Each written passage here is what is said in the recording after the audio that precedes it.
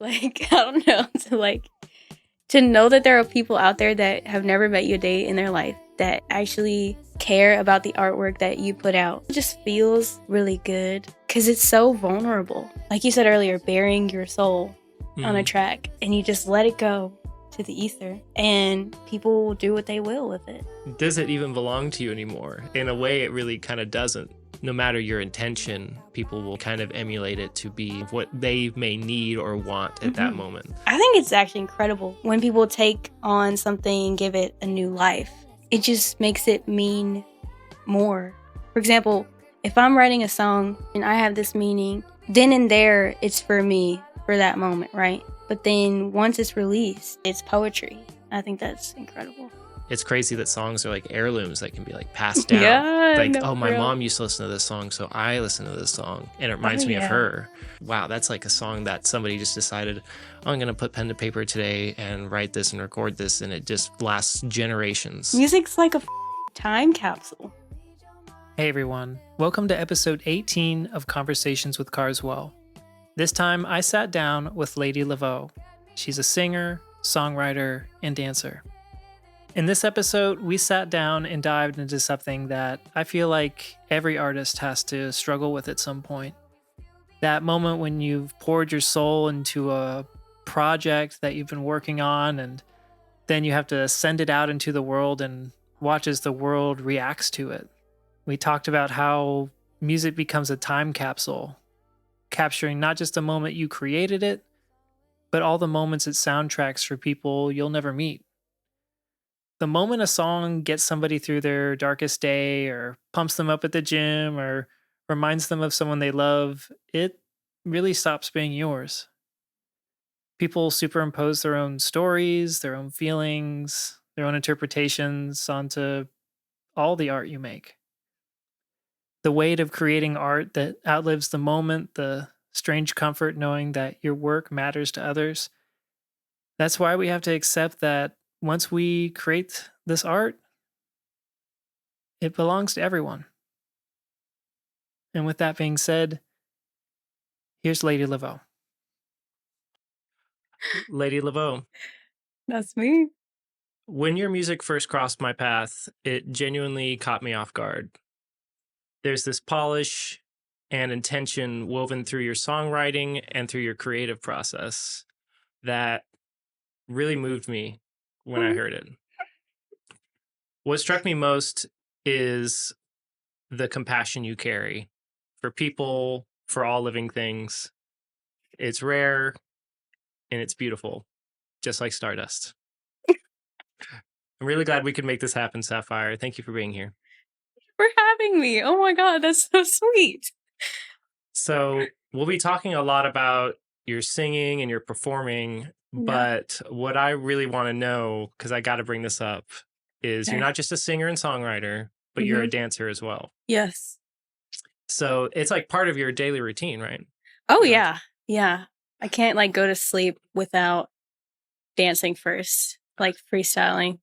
I don't know. I just have to do it. I love that. So what happened first? Was it the singing or the dancing? And what would you say? Like, I know your influences are like Whitney Houston, Norah Jones, Fleetwood Mac. Oh, yeah. But what is your Mount Rushmore for dancers? Oh, God. For dancers? I guess like I started by watching YouTube videos, like different types of studios, like Wildebeest. He's a dancer that really had a profound impact on me. He was a part of a studio in LA. I can't think of what it's called. Like, I don't know. I see the colors of the videos I used to watch. Like, it's like a red background. There was many different dancers like on like that did choreography for that company, but I don't know. I can't even think of what they're called. But yeah, Wildebeest, Paris, Nat Bat, Sean Liu. Like, there's so many people that have had an influence on me and how I dance. Yeah, like I learned a lot about everything through YouTube, I feel like. And yeah, there's even, I used to learn like K-pop dances and stuff like back in high school. Oh, that's awesome. And I used to watch this company called 1 Million Studios, and that was super fun. Like I would literally stand in front of the TV and like watch these videos over and over. Like I would like slow it down to try to like get the movements right, like try to like copy what they were doing, learn the choreography and stuff. And I think that helped me become a better freestyler in a way because I was learning from the best. Mm. I don't know. I like dancing a lot. Have you talked with dancers from a older generation that learned from like watching like only what they could see on TV or what they could rent on like VHS or like DVD? And how do they have you found that they've like compared to the younger generation of dancers who were able Mm. to like just on demand go on YouTube and just kind of just keep going and going and not have to watch like the same tape like over and over again or have to like go out to like classes to expand their horizons? Yeah, I mean, I haven't talked to many dancers about their experience because like most of the time I spent was just watching the videos of the product instead of watching their journey. I feel like I mostly watched the end result. So I can only imagine that it was probably more difficult in some ways, but also like made it more organic in a way because they could really draw from their own, like their own capabilities, I guess, instead of being influenced. But I'll just say, like, I definitely had it really good, like, with the access that I had to be able to learn. Cause I mean, I wasn't always the best dancer ever. You know what I mean? Like, I definitely put my fair share of time and hours into like learning and, yeah, like learning how to feel okay in my body and to also like do that in front of people, like whether it be like performing on stage for singing or just dancing in general, like doing dance videos. Yeah, I think like back to the earlier question that you asked, you said which came first. I think it all originated from dance because I first had to be comfortable in my own body to even like get up on a stage, and like be able to interact with the crowd and like, you know, control my breathing and stuff. But yeah, that was like a really long answer. No, that was great. Yeah, I'm so like from the outside looking in when it comes to that. So anybody who's like in that kind of realm, I always like Mm, to kind of pick their brain about that kind of thing. yeah. Did you find that you were singing or dancing first, or like thinking I want to be a dancer before you wanted to be a singer, or vice versa? Okay, funny you said that because I remember in the second grade I had this notebook and I would draw like I would write like I am a singer, I am a singer, I am a singer, Mm, like over and over. So I think like it's weird. It's hard to like gauge which one came first because I feel like they both are intertwined. Like they influence each other, right? mm, It's like the chicken or the egg, which one right. came first. But I will say like I grew up singing with my mom and my family, like in the car. Um, so I feel like that's like the roots of my artistry.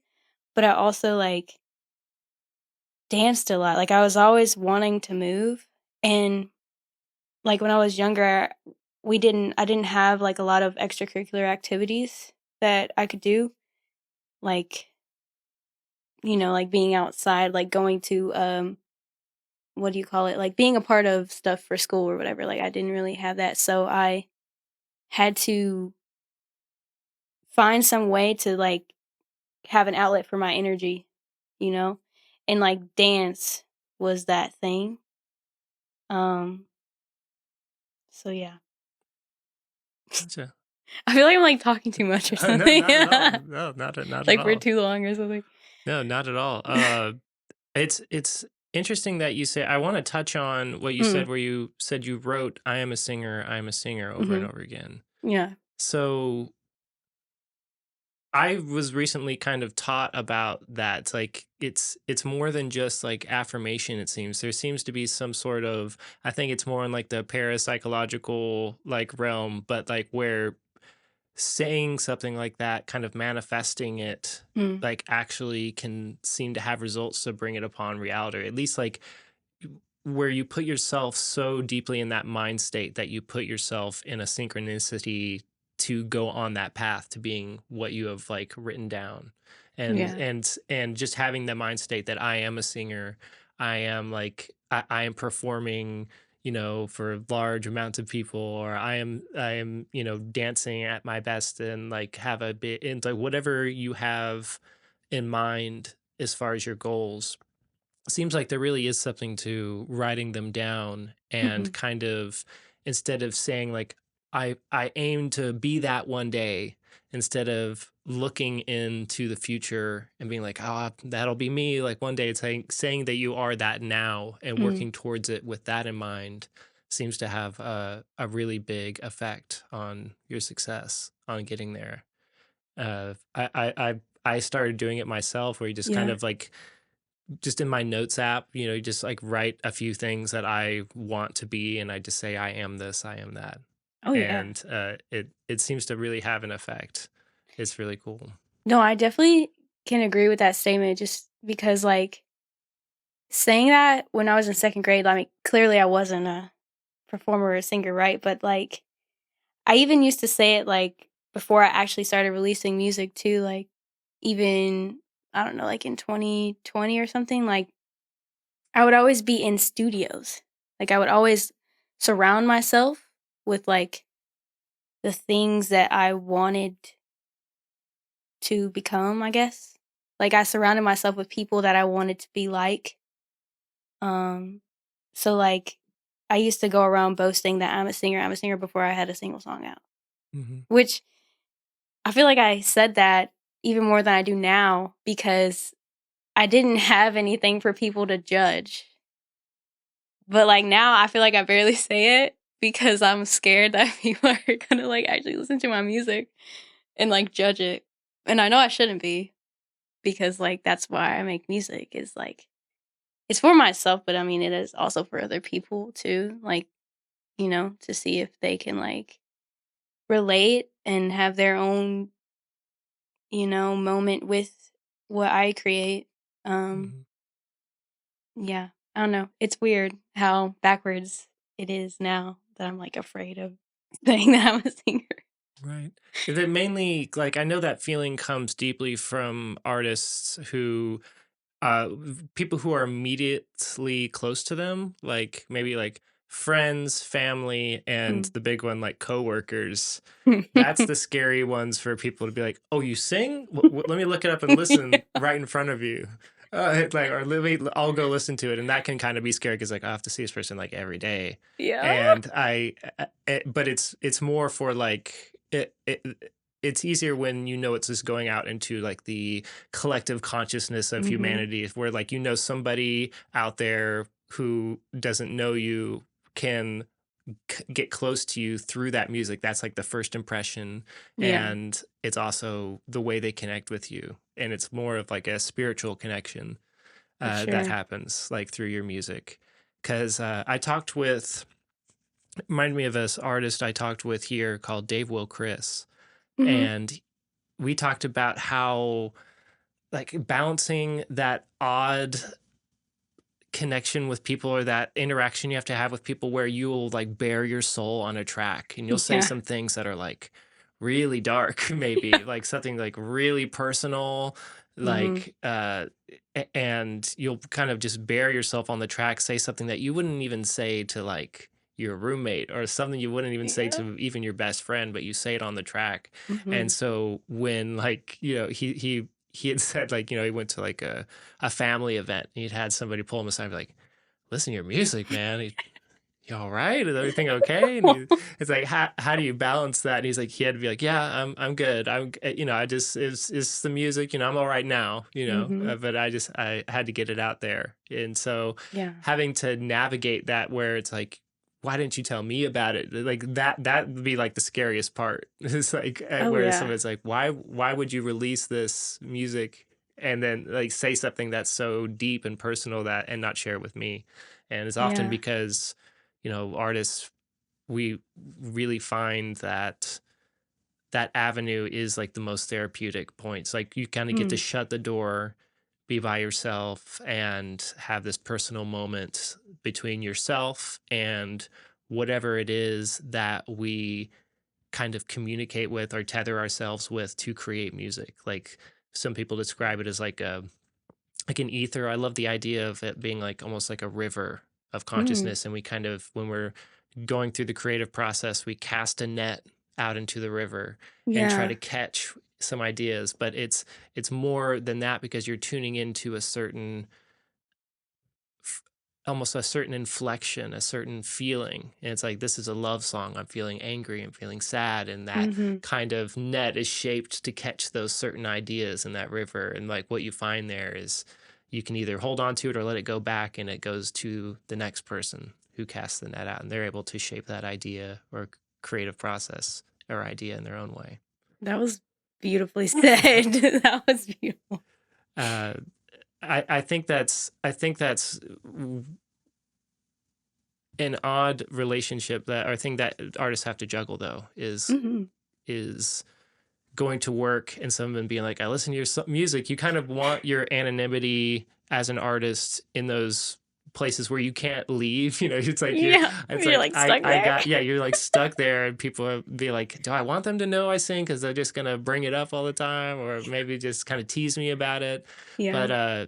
But when it's odd when somebody there says, I listen to your music and I thought it was really good. I like it a lot. And you're like, you immediately start second guessing, are they saying that? Just like, it becomes Mhm. this emotional thing. But when somebody online, reaches out and like sends you like a long DM, like, listen, I was going through a lot. And like, Yeah. it feels more, it oddly feels more genuine, because they have nothing to gain or lose by sending you, reaching out and like Right. helping you out. Cause it's purely out of, just trying to be kind, and like they have felt compelled to reach out towards you, Yeah, where they you're have, like, like, no connection to you, yeah. like, personally. They're just genuinely like, "I fuck with that." So how do you find, I guess, have you found a way to kind of navigate that weird tightrope that you have to walk between the personal relationships you have and just letting it go out into the world, so the world can take it, receive it, and then give love back, or just give nothing back, if they don't see it? Okay, so you said, "Have I figured out how to navigate?" How do you navigate it? Um, it's tough to answer that because, like, I feel like when it comes to the people that already know me, like, it's not really a topic of conversation. Like, for example, my family, like, they support me, like, they come to my shows and, you know, but they probably don't, like, actually listen to my music, you know what I mean? So, like, that's, like, a personal connection where it's like, that's just whatever it is, like, that's cool. Um, when it comes to, like, coworkers and stuff, I I don't know, like, I try to get it out of the way, you know what I mean? Mm. Like, tell people, like, if it comes up, I'm not just gonna be like, "Oh, I'm a singer, by the way." Yeah, of Like, course. like, usually I try to inquire about the other person and, like, what kind of creative endeavors they have or, like, they Hmm. do. Like, for example, I literally, um, the other day, I talked to this girl. I just met her because I just got like a new job, and I asked her, what does she do? And she does like freaking animations for games. Oh my I was gosh, like, that's awesome. hey, that's fucking fire, right?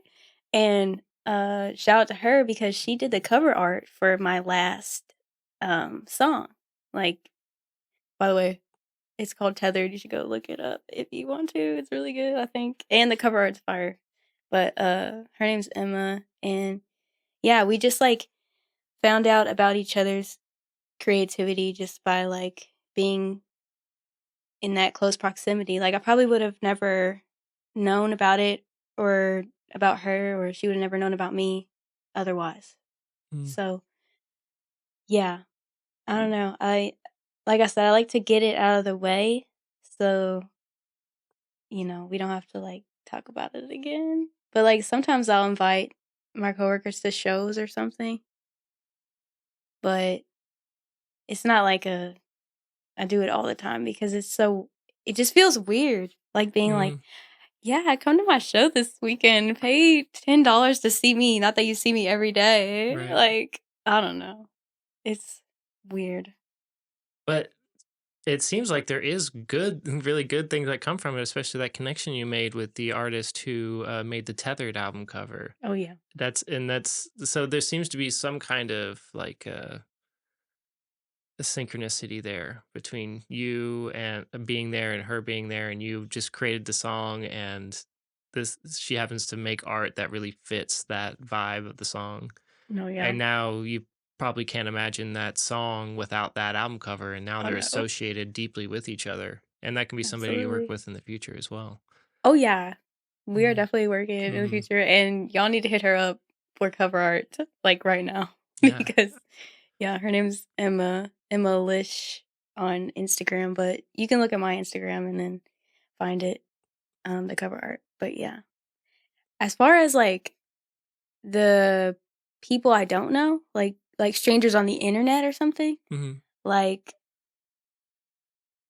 yeah, it's a lot easier to like I don't know, get to accept the feedback from them and feel okay about it, like, for example, in the comments, I guess, Mhm. because, like, they, don't have any personal connection to me, like, they're gonna comment whatever they're commenting because, like, that's That's how just they feel. their prerogative, I That's how guess. they felt in the Yeah, moment. They don't have any other intention with you yeah. in real life otherwise, of like they feel obligated because like, oh, Right. I'm gonna see her every day. I can't say it's bad, you know. Yeah. I yeah, but when people genuinely take a moment out of their day to do it, knowing that they'll get nothing in return for it, and not expecting anything in return for it, then it feels more comes from like a genuine place. Yeah. You It's can be also you can be more convinced it does, at least. yeah, no, for sure. It also just feels really good, like, I don't know, to know that there are people out there that have never met you a day in their life that actually care about the artwork that you put out, because it's so vulnerable, I feel like you said earlier, bearing your soul on a Mhm. track, and you just let it go to the ether, and people will do what they will with it, Yeah, and it's crazy. it's I was talking with Casey Powell about this as like Love what him. it is it does it even belong to you anymore? And like in a way it really kind of doesn't, Right. because like people are going to, especially with how people interpret it, and that can be where artists kind of get frustrated when they put something out and they're like, okay, I really, I chiseled this a certain way, got the Yeah. details just right, and I really think I got my message across like really clear, but also Mhm. like said something in the subtext that also harmonized with like what I was trying to say.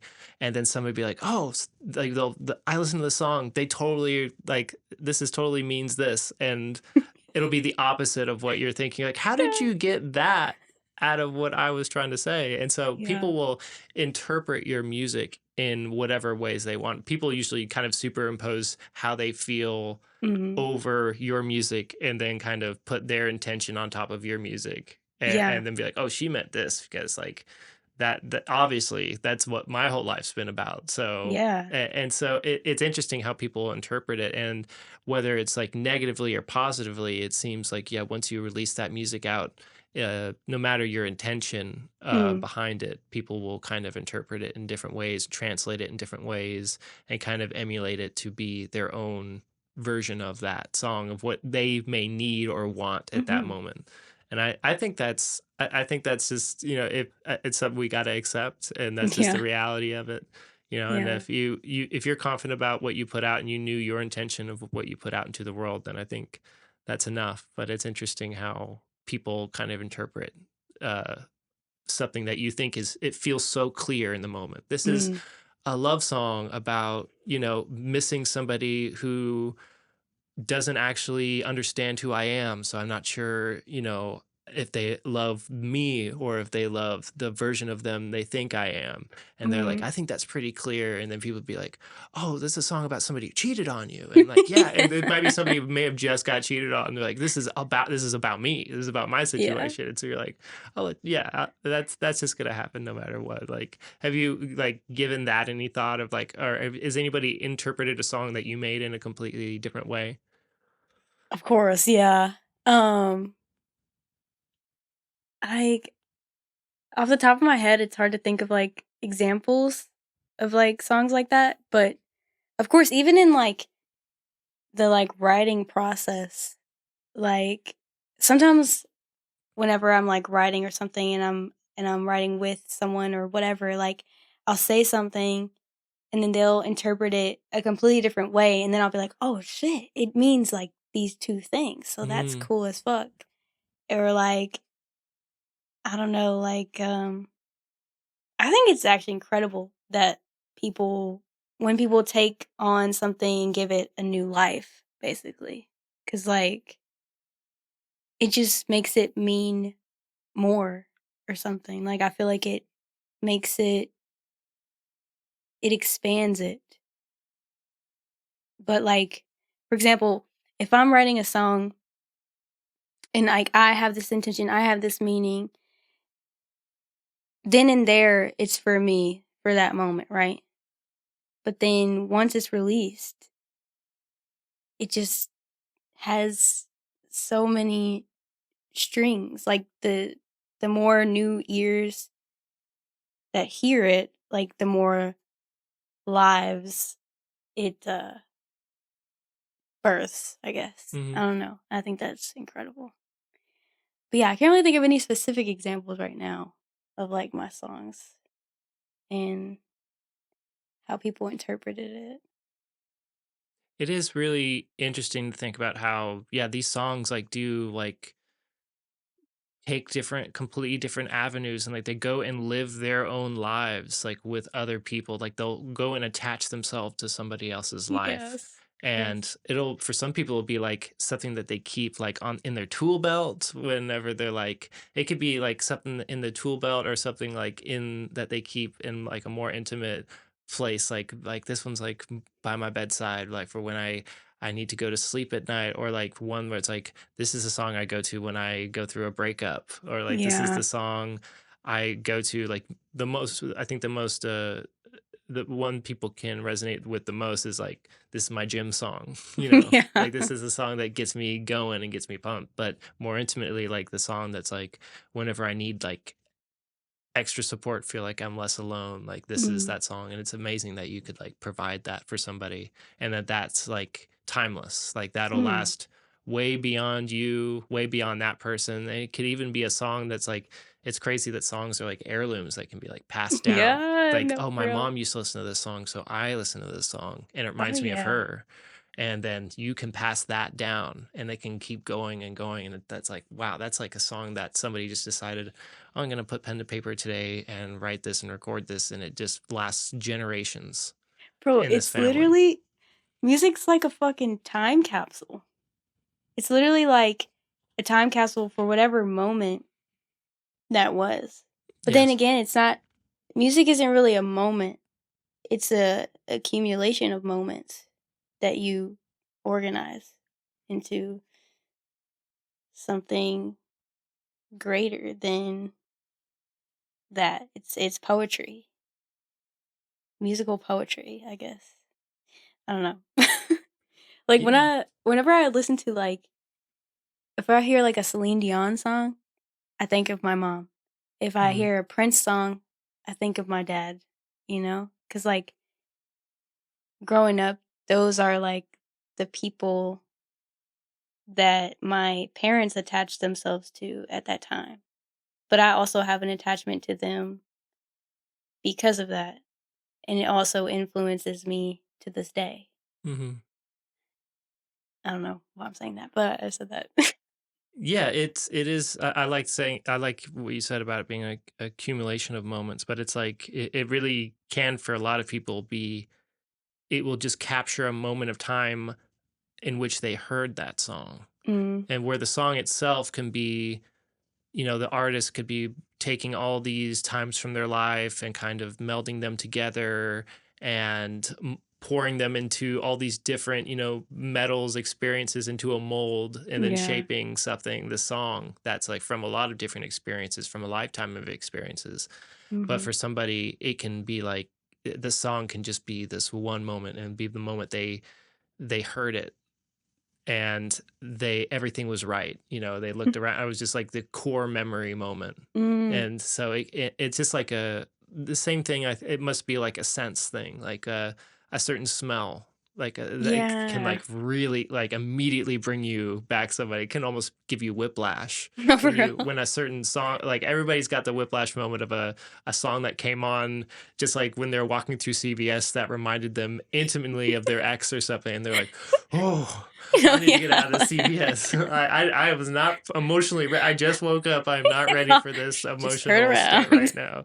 Like it's great, or just like a certain smell. Like some people can be moved to tears by like a certain like smell that they walk by and like, oh, somebody's wearing like that same perfume or cologne that some loved one like wore, and it Yeah. can be a really really powerful experience. And music kind of elevates that, and because Mhm. there's so much more there's so much more human intention behind it, and we can kind of extrapolate more from it, where like a smell is like something that we understand what that is, but we kind of don't. It's not something that we create as art in a way. Yeah, no. It's more of like a core human experience where Yeah. music feels like it can be like from us, like we create music, but it seems to be more more of nature, more fundamental to nature itself, because we hear like if we didn't exist, would there still be music? And I think yeah, because like Oh, we hear the birds sing, we yeah. create music, and so there must be something in nature that is music is fundamental to life. And that Absolutely. seems it seems kind of silly when it's said on paper. It's like Yeah. saying this kind of art without this kind of art, like it's a fundamental building block of life as we know it. But it seems that it's got to be. No, for sure. If you Yeah. think about music too, if you break it down even further, it's vibration. Hmm. And what is everything made of? It's vibrations. Hmm. Like, I don't know if you've heard of like the mushrooms communicating. Oh Like yeah, they the like make mycelium networks mycelium networks, yeah. yeah, I've seen some. Yeah, it's pretty incredible No, how. it's so cool. I love mushrooms, by the way. Those are like that's my shit. I love Mhm. all kinds of mushrooms. But like I think it's incredible that like nature has its own music. And low key, I feel like we are affected by that. So like when you go out into nature, I feel like the vibrations can like speak through you. Like I don't know if you ever went to the park and like try to write a song or something, Mm. but I think there is something to connecting with the earth and like I don't know if it's like a nature channeling through you or what, but like I feel like it's very important to connect with nature in order to like get into that mode of like creativity. Mm. Um and I think with how busy everything is nowadays, like how I'm fucking busy all the time. Like Mm. everyone I know is like busy as fuck. And I just want to say like I hope that we can like go outside more, whether it be like in nature, even like connecting with people. Like I just want to take a second and appreciate this moment right here that we're having. Like this is so cool. Like I am honored to be here right now with you, and I've been wanting this to happen and I'm so happy that it is happening. Very grateful that you are someone I can call a friend. And we can go and play tennis sometimes. Mm. And yeah, like I think we should get back to togetherness more as a society because we are all we have. Yeah, we definitely. It seems like there's the possibility of us kind of being separated more and more by Mm, things like technology or just like the busy schedules that we have. mm, I really liked what you said about when you go into nature, it helps you kind of tune in to, or it kind of like it's like a tuning fork or something, it kind of like gets you aligned back to a place where you can create with better ease. And mm, it perhaps it's like something like if you're a radio tuning in to like whatever the realm of like ideas and where creative ideas come from, perhaps absolutely. like going into nature is like adjusting the dial and helping you get to the right frequency. But also perhaps something emanates from nature itself, from things like the Mm-hmm. trees, the plants, that moves through you and affects, it kind of intercepts that frequency and adds more to it, more adds more information, or Absolutely. perhaps like makes it a higher fidelity, or like make get adds more texture to it, or adds something elemental to it that we need in order Yeah, to create better, because like or I guess create in a different way. uh absolutely. Yeah. Whether it's yeah, it would be interesting to think like do like a study, like people creating art in like, you know, in like a concrete building, for a Yeah. year, versus the art was created like out in a cabin in like Gatlinburg or something, Right. like for Yeah. 1 year, like what the differences would be, and like people would be like isolated versus like together, who like went out and like played tennis or like basketball every day and then came Yeah. back and then created together, versus like one person who lived in solitude. Yeah. One be interested to see like the different kind of music that you'd make from that, because I guess That could be you super must cool. draw from different places, but Yeah. interesting to think that your creative process can be augmented by different vibrations from your environment. Absolutely. Your environment's everything. Hmm. Like it literally affects everything. But the thing is like you can also change your environment as much as you can. Hmm. Like within the limits of like your whatever your financial situation or whatever. Or like if you're like a kid, it's kind of hard to change your environment. Right. But I would say like when I was younger, obviously I couldn't change my environment, but I molded my environment to be a place I could feel safe to express myself. And a lot of the time, it was in my solitude, and it was me, myself, and I pushing myself to like, I don't even know if I would say pushing myself, I would say releasing myself. Like, whether it was watching videos over and over and over and over again, like sweating profusely in front of the TV for hours, like trying to learn a dance or like writing in my notebooks, my poetry, whatever, like keeping myself busy to kind of distract myself from like the other stuff going on. Like I had to create my own escape, you know? And I didn't go to like therapy or anything, so that was my therapy. Mhm. Um like yeah, I think that it's very important to mold your environment as much as you can to I don't know, improve as a person, evolve as a person, to push yourself and work with what you have. Absolutely. Yeah, as you know, as kids, you don't understand exactly what's going on or how to navigate these situations, and no one is like a stoic philosopher that can just like shut down like emotional response and create their own reality, in their mind. And so things like art, music, and dance, like Mm, the immersion factor of them, the part that sucks you in and brings you into that world, is also a tool for escapism mhm. for a lot of those times where you can you can use it to kind of leave your world and enter that world just Yeah. for a little bit, but it's enough because it's this relief. It's like, the weight's off.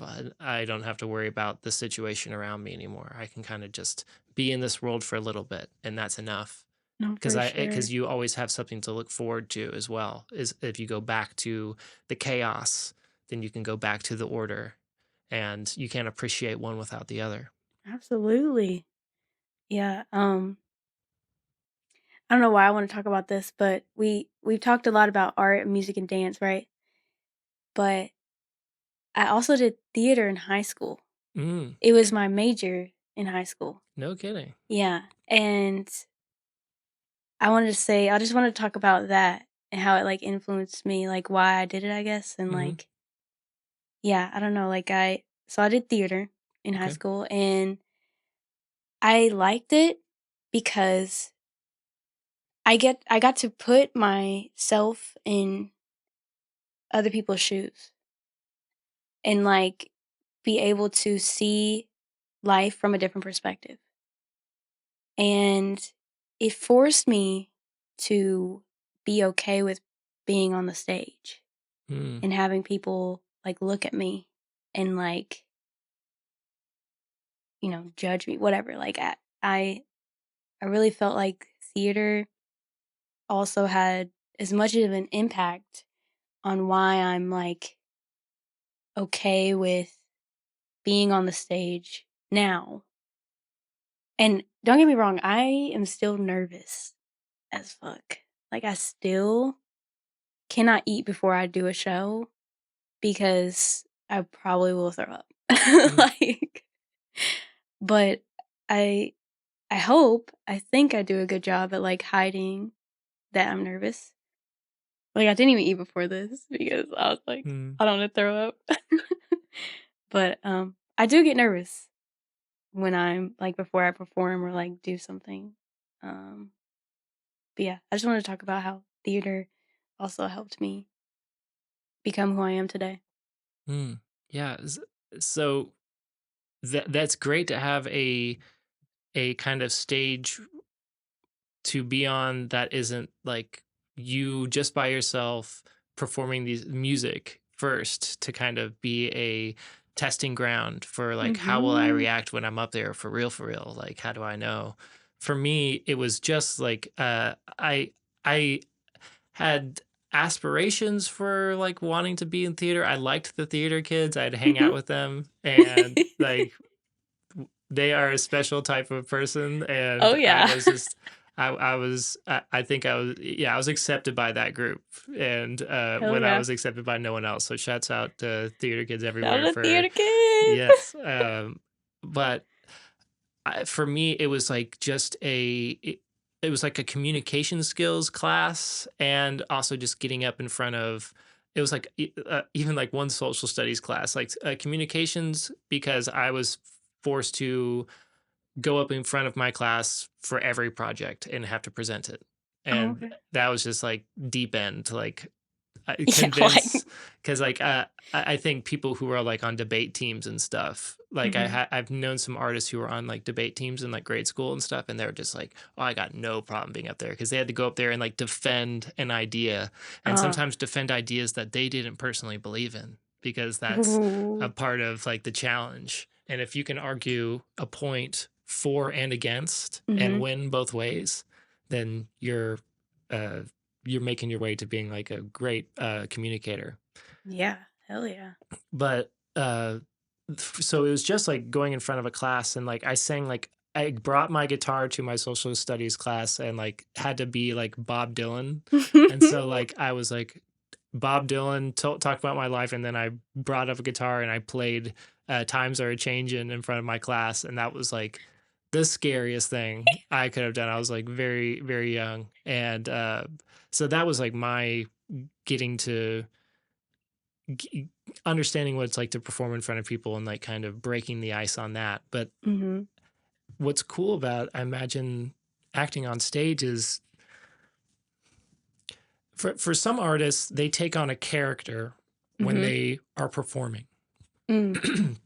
Where some artists are, they want almost like, this is the one moment that there is no filter between who I am and the art I make and the audience.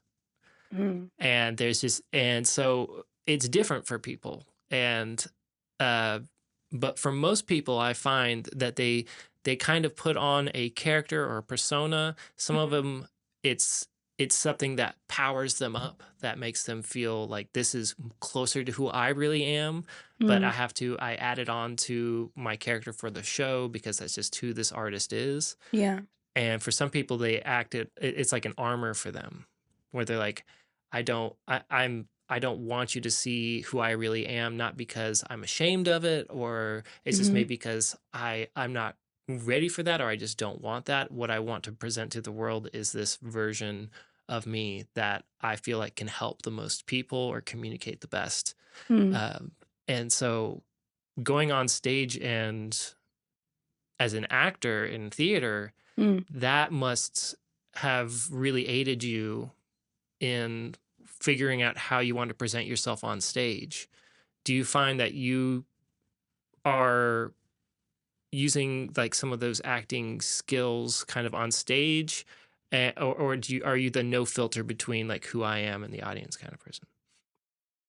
That's a really good question because I do use a lot of acting skills, but not in the sense of like I'm being a fake version of myself. Not saying that like playing a character is. I mean, I guess it is like a fake version of yourself, but Fake has some negative connotations, right.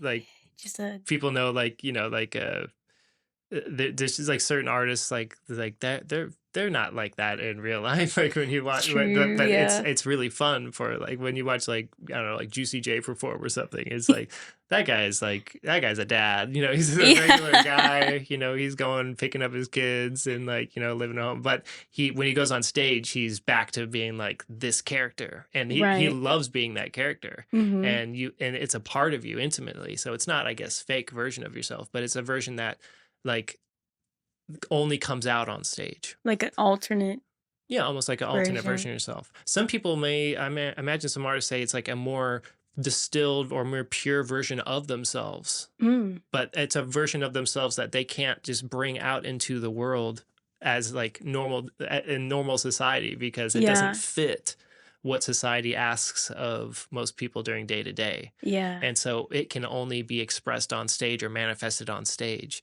So yeah, I wouldn't say it's like a fake version of yourself, but it's even Right. more authentic version of yourself, or just a different version of yourself that just can't be expressed in normal day life.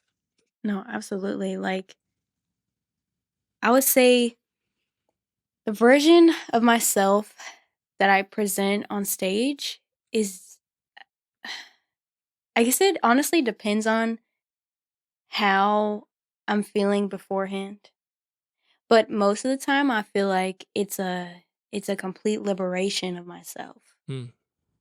because despite the feelings of anxiety or nervousness, I feel safe on the stage. I feel like it's my time to shine, or like, I feel like it's my time to express the words that I have written and spent hours on creating, and just the accumulation of the moments that we talked about before, all leading up to this one, Hmm. where I get to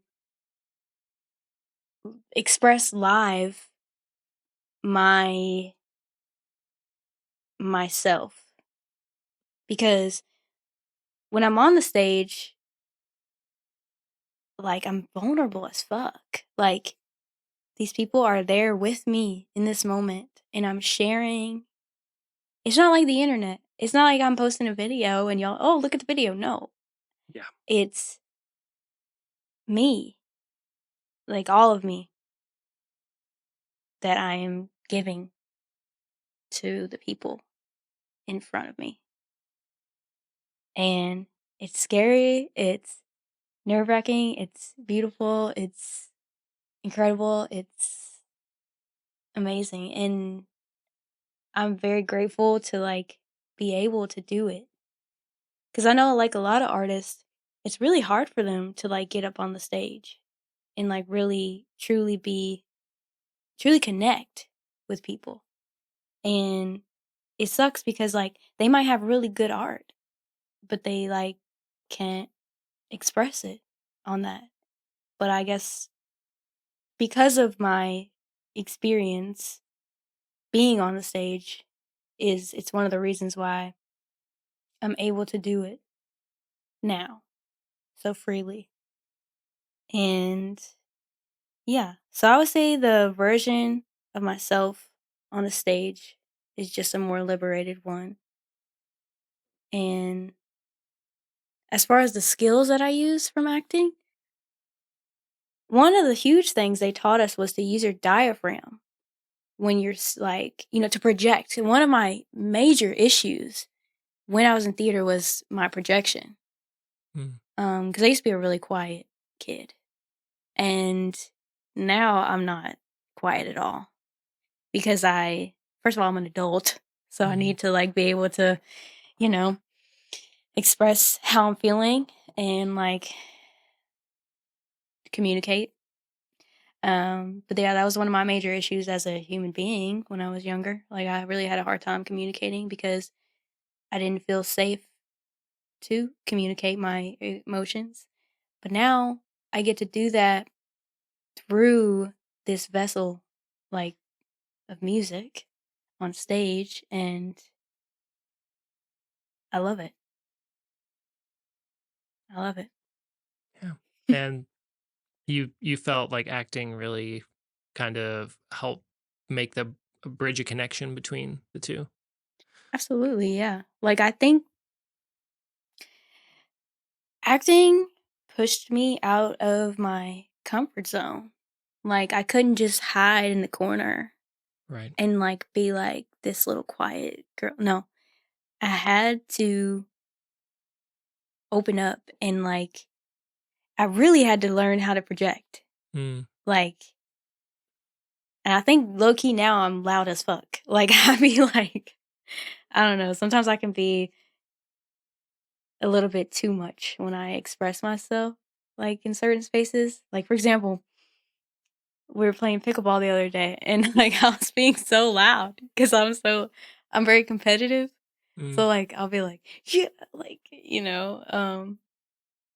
but I think it's great that I'm like that because it shows me that I have evolved and that I've made this environment Mhm. with the people that I surround myself with now that I feel comfortable to express myself fully. Yeah, that's a Oh great well. thing. Yeah, that's a wonderful thing. And speaking of like evolution, like Mhm. how do you see like your first performance versus your last performance? Your latest performance versus your very first one? Holy shit, that's probably night and day. Do you mean performance as in acting or like singing? Singing. Yeah, that's definitely night and day.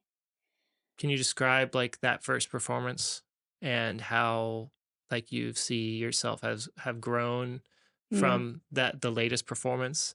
Maybe adding a bit of wisdom for artists who might be listening in who might have not had their first performance yet, but are kind of maybe have one coming up and are like kind of nervous about it and like what to expect and what you learned from that very first performance and how it aided Mm. you going forward. Fuck yeah. So I'm pretty sure my first performance was like at this random bar in Indiana. Nice. Like it was like That's a that's a biker. lot of us around here. Yeah, like it was like a Those bunch of random bars in biker. Indiana, they'll book you. Oh, They'll yeah. book you. They're like they'll give you a stage. Yeah. Genuinely, I was nervous, not really as much because of what I was about to do was just like the environment. I was like, oh shit, like this is weird. Like bunch of like biker gangs or something. Like I don't know. Oh, it was like a Yeah, biker bar. it's like a biker bar. So Yeah, it's just members only, like biker bar, like kind of deal. yeah. Wow. So it was very nerve-wracking for that reason. However, most people were actually really nice once I like actually broke the ice with people, I guess, and Mm-hmm. like talked to people. But I would say when it comes to like wisdom for that, like you never really know what to expect with your audience, and that's okay as long as you are being yourself. Like it's fine. Like people are gonna like you or gonna hate you for whatever personal reasons they have going on. But it doesn't matter because once you're on that stage and you have that moment, like it's yours. So just be yourself. But to talk about deeply about that first performance, um, I definitely was not projecting 100%. Um, which is probably why no one was even like paying attention that much. I'll say that. Um, I definitely like when I held the mic, it wasn't like stable, like I probably was doing a bunch, Oh, right, yeah. so definitely Mic etiquette. one thing I recommend is just like keeping it at the level, doing a freaking mic check like before you Mic check start. helps. Yeah, just to Yeah. know where it's at. Although sometimes that's the thing is you have to be such an advocate for yourself. Yeah. Because people are not going to be like, oh, let me take care of you and like do all this stuff. I mean, some venues, yeah, some places, but most of the time you really have to advocate for yourself. You have to be like, hey, can I do a sound check real quick? Hey, this is too loud. This is too whatever. And along the way, like I had to learn to speak up Mm-hmm. because people are not going to speak up for you. Like you have to do that yourself. Yeah. So I guess that's another thing. Yeah, sometimes that sound guy's like on his third day of no sleep, Yeah. and he's like, he doesn't even know, like, it's his last shift, and he's just thinking of it like, I'm about to clock out in like 3 hours. I just got to get through this. And so sometimes they're not totally with you. It's not like, you're performing at the Yum Center. It's like, can I get you your green M&Ms or like whatever? It's like, it is really good to know, like, to not be catered to at first, to know like what levels are good, what levels are Yeah. best for you, and like to Absolutely. know what that's going to be like across a bunch of different stages, like a bunch of different environments from like we talk about it in like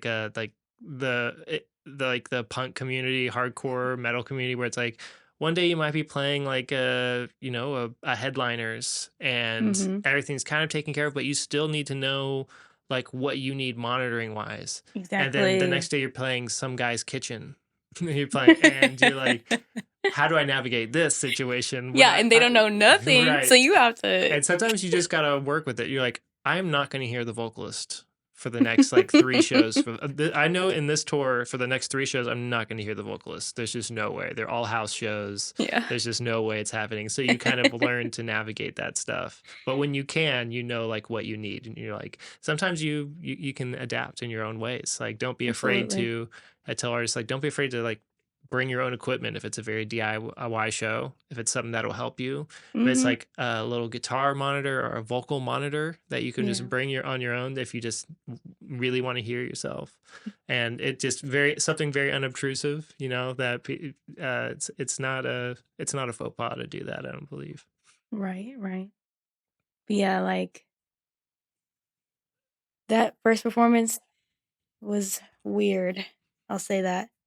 But surprisingly, people did come up to me afterward and they were like, "Oh, you sound like Whitney Houston," or like, "You sound like," whatever person came to their mind. I don't know. Mm-hmm. So it was cool to get the validation, even though I knew I sucked. Like the performance that I did wasn't like the best thing ever. It was cool to get like validation from people that I didn't expect I would get it from. Mm. Do you know what I mean? Like the big dude with his arms crossed in the back I of the love bar. that And he's like, oh, that guy hates it. You're up there and you're like, oh, that guy back there hates this. He wants to leave. And then the moment you get off stage, he walks up. He's like, I really like that. That really touched me. And that was awesome. No, for I real. hope to see you back here again soon. Still scowling. And then he's like, walks away. Like, I didn't expect it, but that guy really liked it. So you can't always judge.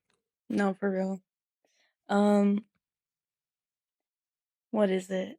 The last performance I did was at Lenny's Lounge, actually. It's a new bar in Lavaux, cigar lounge.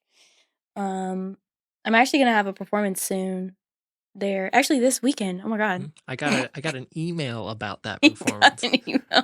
I walked in there once, signed a little guest thing on an iPad, and I got an email just like 2 days ago. I was like going through my inbox, it's like bills, and it says like Lady Laveaux at Lenny's, and I was like, getting emails. I was like, she's moving up in the world. Okay, wow, I didn't even know. People getting emails about me. Period. Yeah, I might get a fax next, maybe a text message. Who knows? We'll see where it takes us. Fuck yeah! But my last performance was at Lenny's for their grand opening, and I performed twice actually that night. Wow. That was interesting. For the first performance, I don't know, I'm still evolving as an artist. Like I have my own flaws. I'm not perfect. It's tough getting up there on the stage and like being just able by to yourself too. Mm-hmm. That's crazy.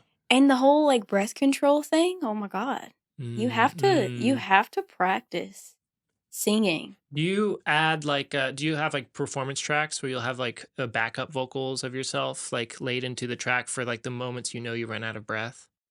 Yeah.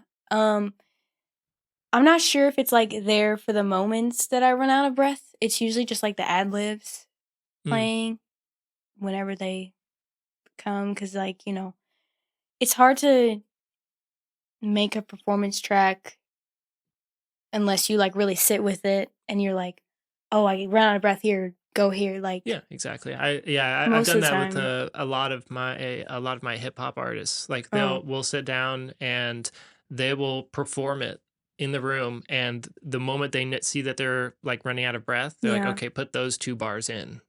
Okay. And then they'll go, and then until they run out of breath. But it's like, I imagine it's a lot different from rapping and singing, but there's still a lot of breath control that happens. And so we'll sneak in like a line from their main vocal and put it in there at the point that they know that they will be absolutely out of breath and they'll need help. Yeah. But also that's where like your backup singers, your hype guys come in, because sometimes they'll just have like their friend will know exactly when they're about to run out of breath, so they'll complete the bar for them on stage, and then that gives them the moment to come back. And so I imagine with singing, like having a backup like singer up there and stuff too would help. That would be nice. Oh my god, there's so many elements that I like want to incorporate in, like, for example, the band that we had. I miss it so much. Me too. I miss it. Maybe we'll get it back soon. Hopefully we'll get it back soon. Any drummers out there, hit me up. But yeah, like, I just lost my train of thought. What were we talking about? Your last show was Lenny's grand opening, and Yes. you had to perform twice. We talked about the first time you performed, and you said there was something that you were struggling with, but you didn't tell us what it was just yet. Yes. So, um, it was tough because there wasn't a lot of people like in front of me. Mm-hmm. You know what I mean? Like a lot of people were like at the bar, smoking their cigars, drinking their, drinks and stuff. So it was difficult to get the audience like engaged. So what I did was I started to walk around. Oh, And see, that's the thing is you have to wireless mic. adapt. Yes, oh my Nice. god, I Oh, love shouts wireless out wireless mics. mics. Yes, I love wireless mics, and it's rare that I can get one. It is. It is rare. But yes, Lenny's obviously doing it correct, oh yeah, starting with the wireless mics. for sure. And me being a dancer too, need that. So yeah, I I looked at the situation, and that's what you have to do when you're on the stage. If nobody's fucking with you, nobody's like trying to engage with you, you have to be the catalyst for that. You have to go and fucking interact with people. You have to make them want to connect. Whether that be with just your voice. I know some people can do that. And like, it's not that I can't do that. It's just like, read the room. Mm-hmm. And that's what I did. So once I started to like walk around, people were engaging more. I noticed that. I will say it is tougher to walk around because of the breath control. Oh, yeah. Because Yeah, I hadn't thought of that. breath control is like so important. Because, I mean, when you're standing up there, you're moving a little bit, Mm-hmm. but like actually walking around, Yeah. Oh my it's gosh. like It's way different. you're like exercising, looking. No, I don't know. But, yeah. So that was like the first performance. The second time I performed that night, I had like one shot in me. I don't really drink. So like one shot is like enough for me. Um, and not to really give that any credit, but maybe I felt looser because I had talked to more people in the intermission, and like maybe the shot helped a little bit. Whatever. Um, but the second time I performed, there was more people there as well, so I definitely engaged with the crowd more because there were more people and they were like closer to me and stuff. And at one point, they were far from me, so I told them to come here. And that's another thing. You can tell the audience to come here. Like, I mean, there's a certain way you have to do it. You can't just be like, "Get y'all asses over here," you know? There's classy ways to do it, Yeah. and there's not classy ways to do it. I've seen both. Bingo. We have all seen both. Yeah. So yeah, I basically was like, "I'm about to perform this like intimate song. Da da da da. I need y'all to come and share this moment with me. Can y'all come closer?" Type of thing. Mm-hmm. So that is very important. It's just like talking to the audience and directing them. A lot of people appreciate it too, like in the audience. They want to be told what to do. They want to be told, come here. Because then it just creates another moment where they feel included. Mm. Because instead of you just standing up there like, la di da di da, they get to be a part of that and feel like it's a group thing, you know? Mm. Um, Something else about that performance? I think um I had already gotten warmed up too, so that helps. So definitely like most of the time you probably won't perform twice in a night, but like before you perform, I would definitely recommend like doing warm-ups, like vocal warm-ups. Whatever if you got to play a YouTube video before you go in or doing a sound check very important. Um all that stuff. It's good to warm up your voice before performing. So that way you can avoid like, you know, missing some notes and stuff, which I definitely have. done in the past and probably will do in the future. But that's just part of live performances anyway. Of course. But yeah, if you are about to perform, I would just say like I said before, just be yourself. And I think the more you are yourself, the more the audience can relate to you and want to engage with you. So, with those moments that you have in between the songs, talk to them Mm. and just share the moment with them, and appreciate them. Show them that you're grateful for their presence because they don't have to be there. They didn't have to pay $10 to see you, you know? Like, just be present, I would say, when you're performing. Be present. Yeah, that's great advice. Yeah. Yeah, the presence is, yeah, especially, yeah, the audience is so, I think artists don't give audience enough credit of like how sensitive they are. Mhm. But artists have all been a member of the audience before. Absolutely. And you can not only tell when somebody isn't present or they're kind of like in their head or reserved or like going in, like singing, like, to themselves instead of outwards. Mhm. Like I think the thing that audiences are most sensitive to is comfortability. Mm. We've all seen somebody on stage who was obviously not comfortable, Yeah. nervous, and what happens? You immediately feel that with them. Yeah. It's like the mirror neuron thing Mhm. where I'm feeling what you feel immediately. And so suddenly the whole rooms is just as nervous or anxious as that person on stage. And we all kind of have to get through it together, Mhm. and that versus somebody who runs on stage, does a cartwheel, is like, what's up, Lavaux? What's going on? And Yeah. just immediately like feel smiling, feeling good, Yeah. confident, because people want to go to shows to we go back to like the escapism, the immersion. People Yeah. go there to feel good and to kind of get away for the night, to kind of not think about work for a day or Yeah. think about whatever things are going on in their lives. And so Mhm. when they go to the show and they're feeling anxious and nervous with the audience, it's like, oh, I feel like this at home. I don't want to feel this here.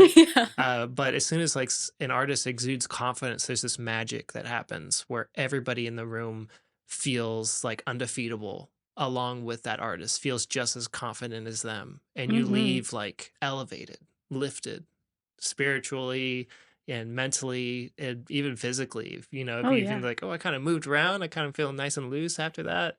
So comfortability is in presence, as you said, is so huge. Yeah. Even if like the song you're saying, like even if you did just a recording of the live performance that you did and somebody listened to it and like, oh yeah, that was good. That was really good. But if they saw it and were Mhm. there and felt that uncomfortability that you were exuding from you not being present with the audience or not being comfortable up there, then that Mhm. affects the performance greatly. Absolutely. Whereas the live recording may not translate that as much. But Mhm. when the room feels a certain way, the room feels a certain way. And it's interesting Yes. how that happens.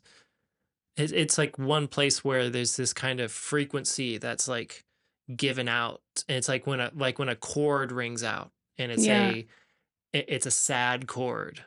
It's a minor chord. The whole room kind of shifts in a bit. Everybody Mhm. kind of feels that vibration and is shifted and collectively Mhm. into this feeling of, oh, with something profound or something kind of weighty is happening. There's some gravity to what's about to happen versus the Absolutely. the rock chord that gets the major chord that gets like rang out and people are like, oh, so we're about to have a good time. Like Yeah. so it's crazy how you really orchestrate not just your performance, but you Mhm. orchestrate the room and everybody in it, almost the feelings that they are feeling in the moment. It's Yes. like you are controlling, orchestrating them as like individuals emotionally, which Yeah. is really a powerful tool to have. And that's Absolutely. why these things translate into other facets of life, but in music it is really beautiful. where you can get on stage and command and control how people feel when they walk out that night, Yeah. like and no matter what they have going on in their life, which Yeah. is it's really fascinating. It's incredible. I kind of want to bring it back to the thing I talked about earlier about the environment, Mm-hmm. about shaping your environment, like working with what you have to make it work for you. Mm-hmm. Like in that example, like with the audience, you never know what you're going to get. But if you can be the person that affects everyone by being the performer, then do it. Like go get out of your uncomfortableness and go for it. Like if you see the audience is not engaging with you and they're not fucking with you, get in that motherfucking audience. Like make them want to fuck with you. And the only way to do that is to engage. Mm-hmm. Yeah. My interpretation of that, where Mhm. I wouldn't I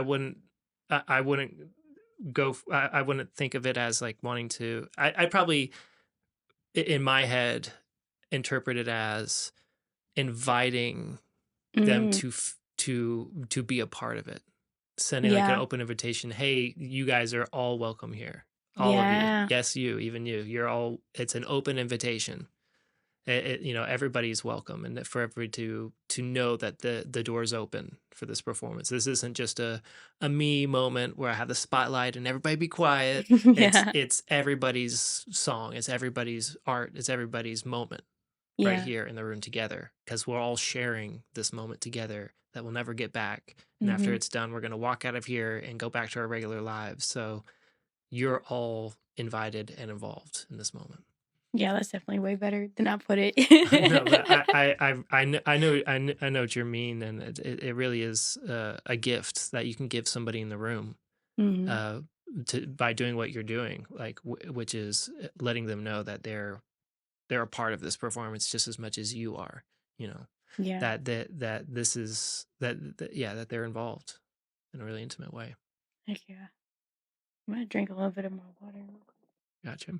While you do that, I'll ask the Real next question. So you have a really unique writing, recording, whole songwriting process that you do with your producer and partner Colton. quick. Mhm.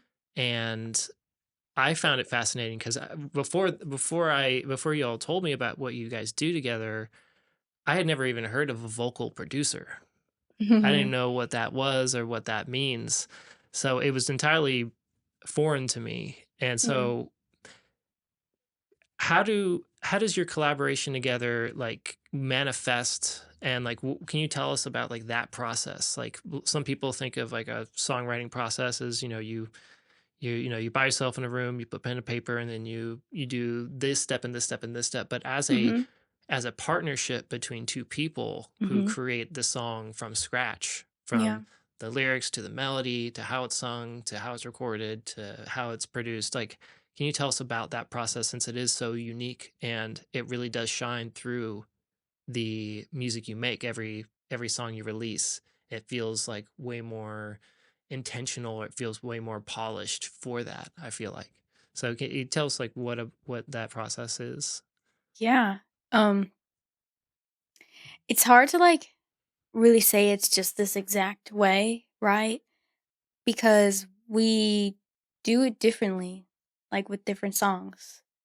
Um, I guess a lot of the time we literally like play beats, whether from like YouTube or like Rob Goodnight or like whomever sent us beats. Like we'll just play them, whether we're just riding in the car together, sitting on the couch, whatever moment that we have some free time to like listen to beats. We'll play the beats, and then Colson, like he's really good at coming up with like melodies. And I mean I am too, but it goes back and forth. Like, oh, he'll hear something and I'll give it the okay, like, oh, I like that. And then he'll do like a melody. I'll be like, oh, I like that melody. Let's use that. or I'll do a melody and he'll say, I like that. Um, a lot of the times it's really nice to have another person in that process with you that you have chemistry with, because you can like check with them like, oh, I just said this bar, and then they're like, I don't really Mhm. know about that. So you're like, okay, let's find something else to say. Or you can fight them. You can be like, no, Mhm. actually, I really like that, so we're using that, or whatever, Mhm. I think the relationship that we have, like the banter that we have, and like how close we are now, I feel like it helps us make the best product, because if we both like it, and I don't know, like I feel like it's good to have someone that's on your side that you can check with to make sure you're coming up with like the best thing that you could possibly come up with. And sometimes you do have to like give up your feelings about something, like, "Oh, I really fuck with that, but we can let it go. I can let it go." You kind of have to sacrifice and like find that middle ground to get the best song or whatever. Um Sometimes I do write things by myself, and then I'll check with him. I'll be like, "Hey, what does this sound?" He'll be like, "Oh, this bar is like a little bit weird. Like, let's find something else or something." Um, a lot of the a lot of the rap songs, he has been the major catalyst for. I'll say that, because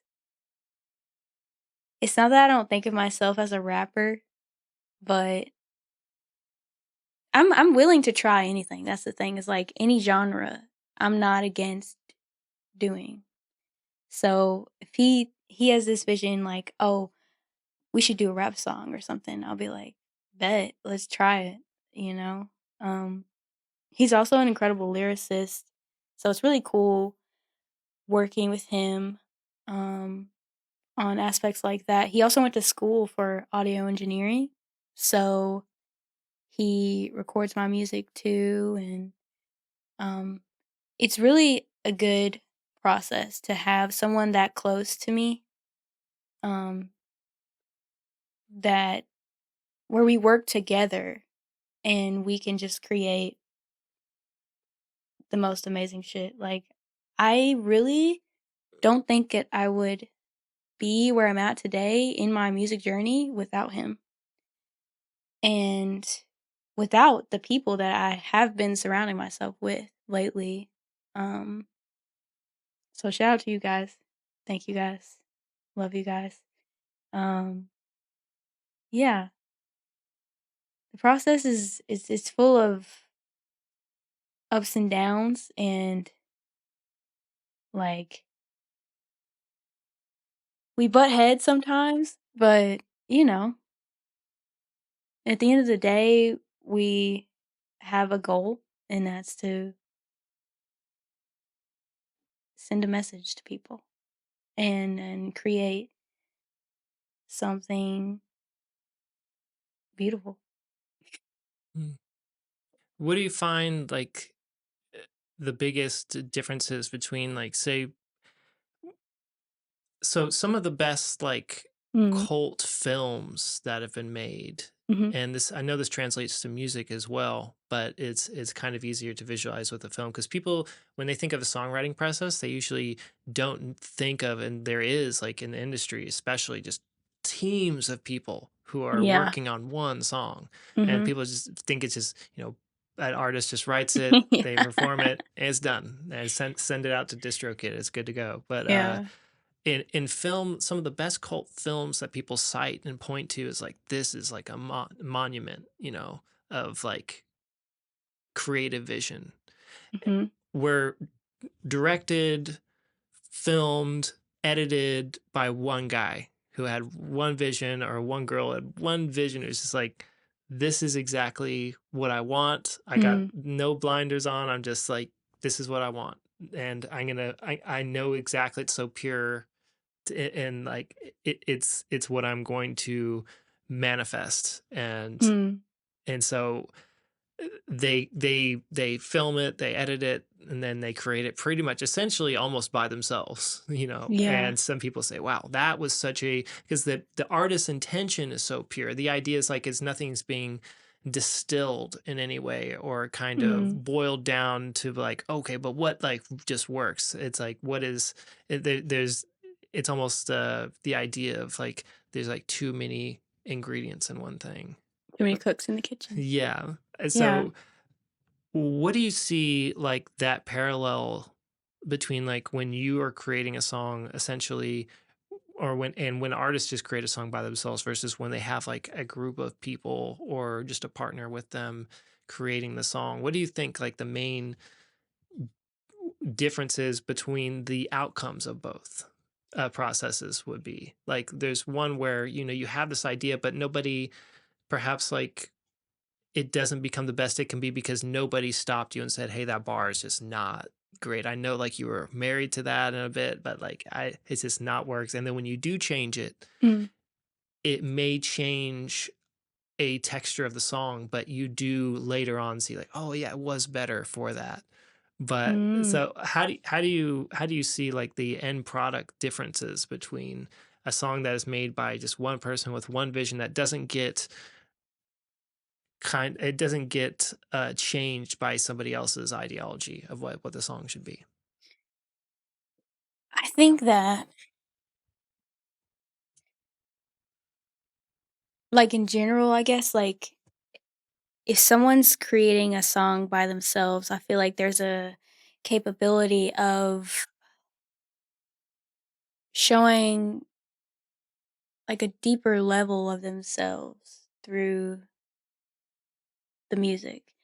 Because when you're by yourself and you're not influenced by anything else, I feel like you're more free to, like, express things that you wouldn't express with someone else there. Mm, Or like, you don't have the same, like, filter for, like, "Oh, this bar sucks," as someone else may mm, have. So, as far as, like, the end product, I feel like when you're doing something completely by yourself, I feel like it can show more of what's inside of the person. Like, there's more vulnerability in that because there's nothing to, like, influence it or stop the vulnerability. mhm, But, like, when you're working with someone else, it's like I feel like, sometimes you can't get as deep because you're also not on just your time. Like, you're doing it with someone else, so you can't just, like, take forever on a bar. Like, you have to, like, keep moving. But, like, if I'm, like, writing by myself, like, I'll take a long time, mm, you know? Because, sometimes I just have to, like, sit with it and, like, even try to understand what I wanna say or, like, how to say it. But I do think it is beneficial to have another person because, before I actually released music on, like, all platforms or whatever, I had a lot of music that was just to myself that I never released. You know what I mean? Like, I held on to a lot. I didn't finish a lot because I just guess I didn't have the motivation to. And then once I, like, found another person to, like, that had the qualities that I lacked, that was, like, the catalyst for my career even starting, really. mm, So, it's like a balance of, like,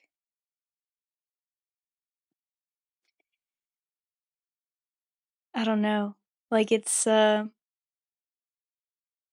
do definitely want to do more things by myself just so I can know that I have it in me. And it's not that I don't have it in me. Like I do have it in me. I have plenty of songs that I've written by myself and like I just haven't released or whatever. But I do definitely want to try to be more independent on certain things. But I am very grateful to have people to depend on as well when it Mhm. comes to this whole process because it's very hard Yeah. doing it by yourself. Yeah. And it's hard to have that motivation sometimes to like want to release some shit. Like I have songs that are good that I've written completely by myself that I am not comfortable releasing to the world because of how deep I got Mm. in them, you know what I mean? And I don't know. It's tough. Like I want to release them, but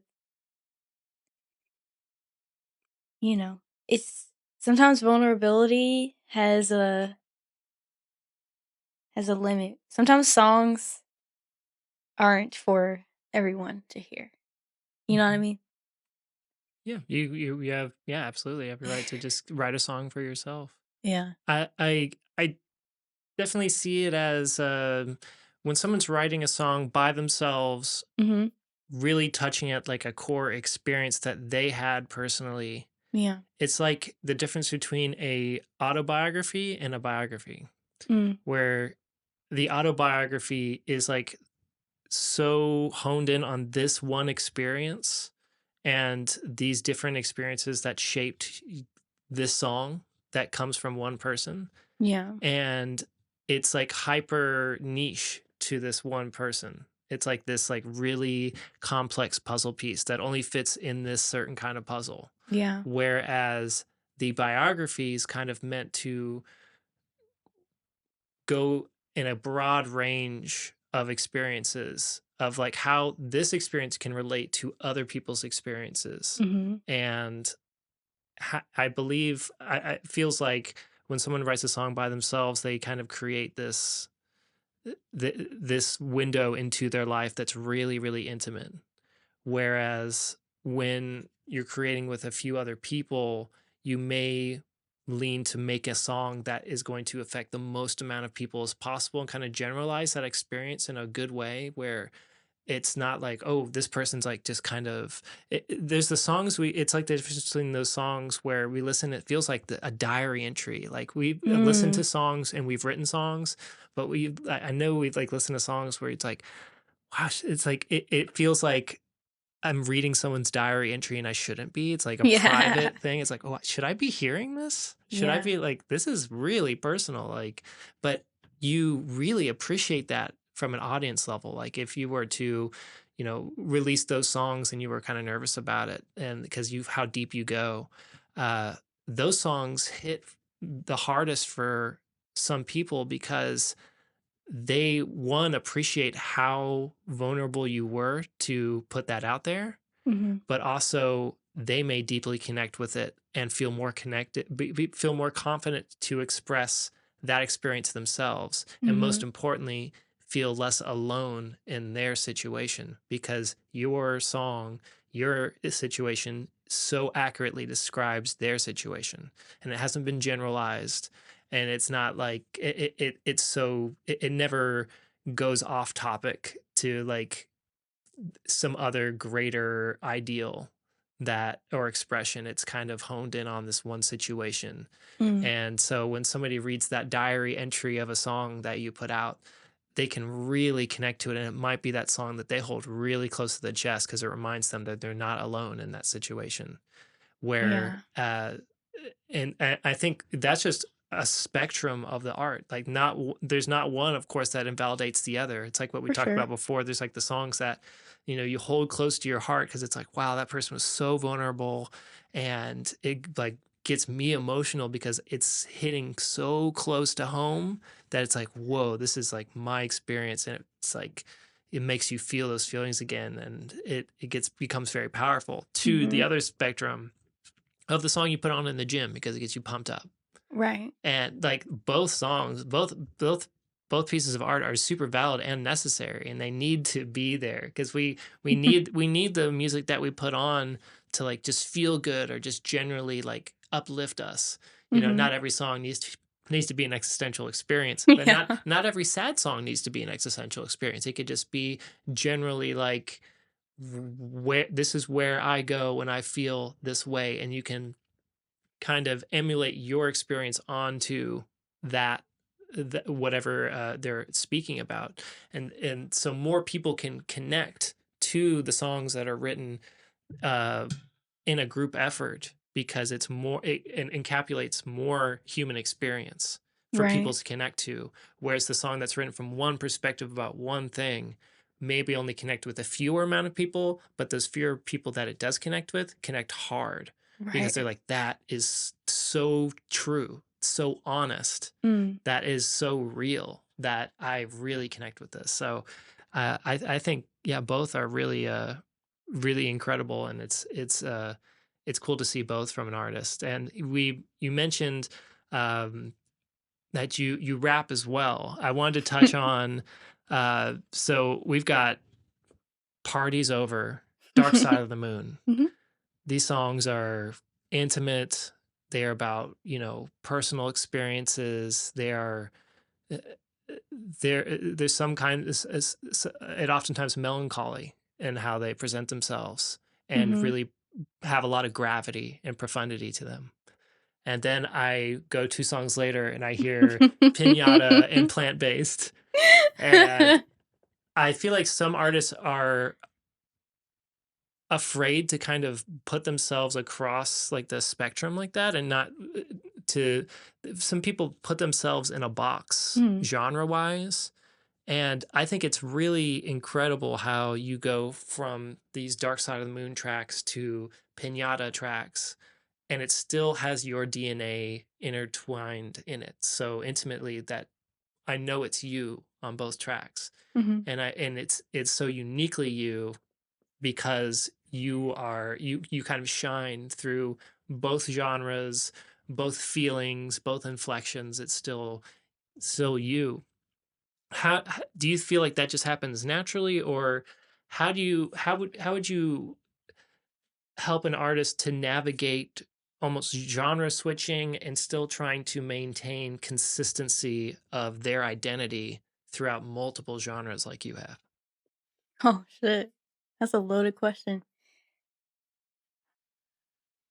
Well, the thing is there's always an aspect that's personal to me, of truth to me, regardless of it whether it's like generalized like a generalized song or a really personal song. And I think what helps me, I guess, like, helps people know that it's me is just that the truth is there. Like, speaking the truth. I don't know. I feel like, yeah, just like It goes back almost to the being performance, yourself. Yeah, like just just, being authentically yourself, yeah. and throughout it all, throughout the even the songs that almost have a silly vibe to it, Yeah. but like you're still like, I still believe this. Yeah, Yeah. okay, I see. I gotcha. Yeah. I don't know. I just, because like when you put yourself in the tracks, like you, it's easier to like perform them too because you know that it's your truth. Mm. And um I don't know. I just genuinely like to have fun and like experiment. Like it's those different genres that I have all encapsulate me because I like to do things different. Like I like to experiment and evolve as an artist. And not be stuck in a box. I don't want to be in a box. I would so much rather try everything, like, because it's like, why not? Absolutely. Yeah. Why not? Yeah. So you've been performing music in Indiana and Louisville, but Louisville mainly, right? Would you Yeah. say? What do you think that our local music scene needs to improve on, and what do you think it excels at?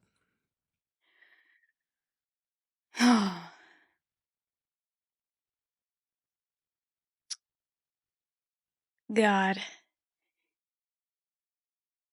I I think we obviously need to support local music a lot more. Like, literally just showing up for people. And I get that everyone's busy and it's not your first priority to come to this random bar on your Saturday or Friday. I mean, time is valuable, but I think it's important to show up for the people that you care about. And that comes back to like the community stuff and like coming together and like supporting each other because we're all we have. So, yeah, showing up first and foremost. Um, when it comes to like the venues, like I don't know, it's tough to say. It's tough to be like, "Oh, I wish everyone got paid for shows." And like yeah, I wish everyone could get paid for shows a good, fair amount, especially if you're charging people at the door. Like, I feel like the money should for sure go to the artists because they're taking their time out. They got this nice little outfit on that they might have just bought or like whatever, They're taking their time. They're being vulnerable on the stage, whatever. I just wish it was realistic to compensate people for all of that.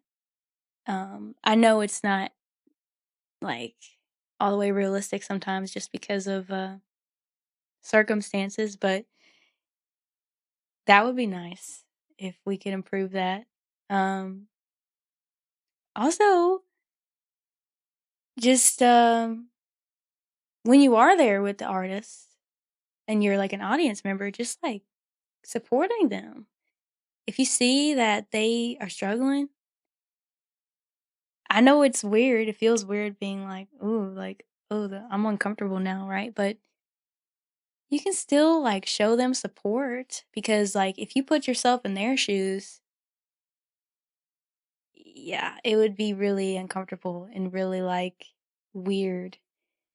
Um, but yeah, if you're just one person being like, woo, like, you got this, like, that helps a lot.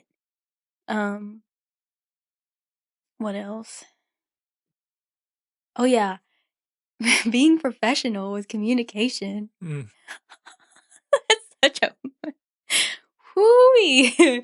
I've had some experiences that I wish were done better, but definitely just being, even as an artist, like being organized and being like, this is these are my tracks, sending them at least whatever time before the show, at least before the show, at least before the sound check, something, like having your songs in a certain order that you want them in, like, doing your due diligence as an artist and also whomever you're working with doing theirs as well when it comes to professionality would be awesome.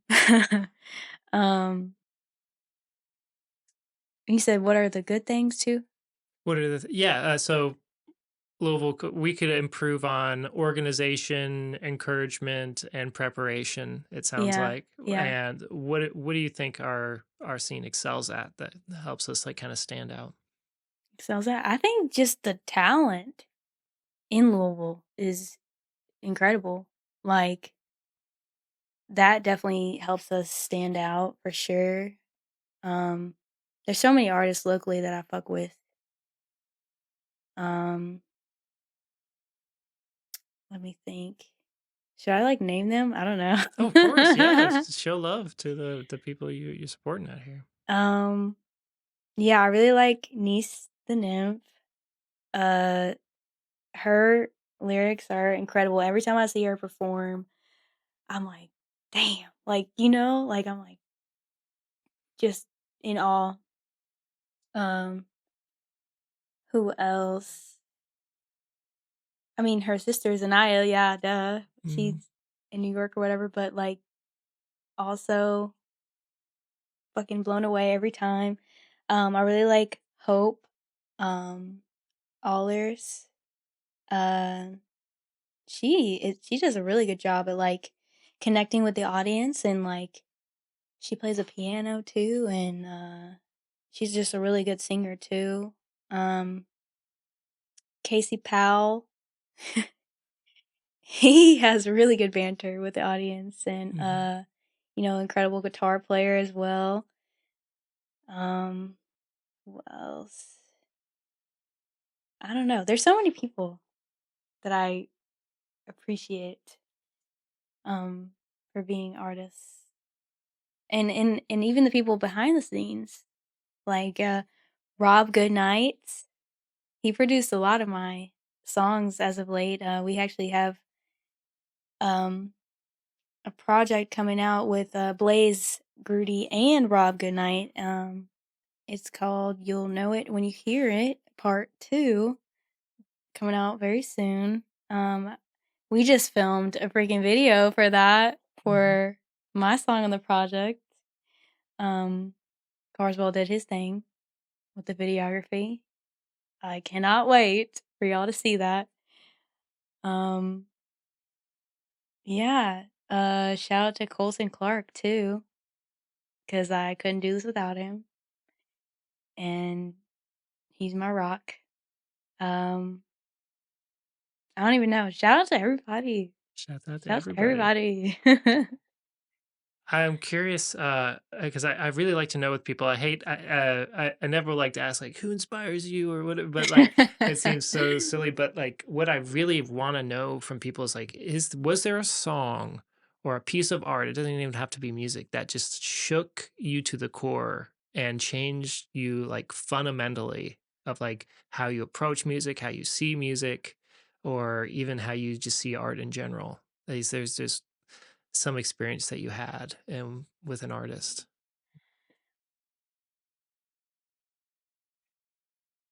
I will say my all-time favorite song is called Joy and Pain by Maze and Frankie Beverly. And that song, every time I hear it, my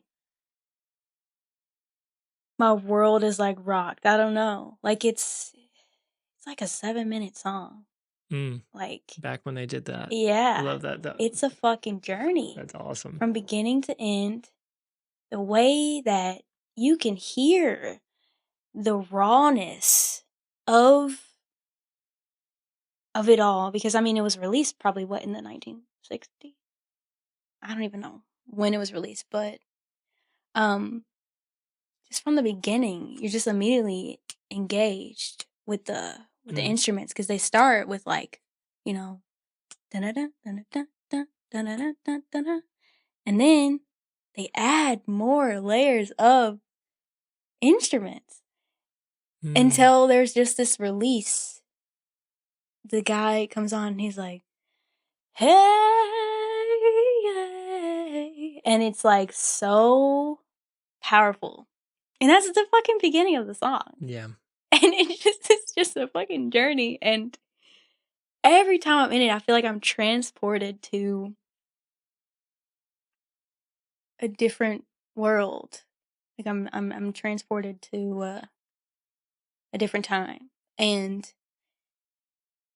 it's cool to be able to experience that moment that I wasn't even born for.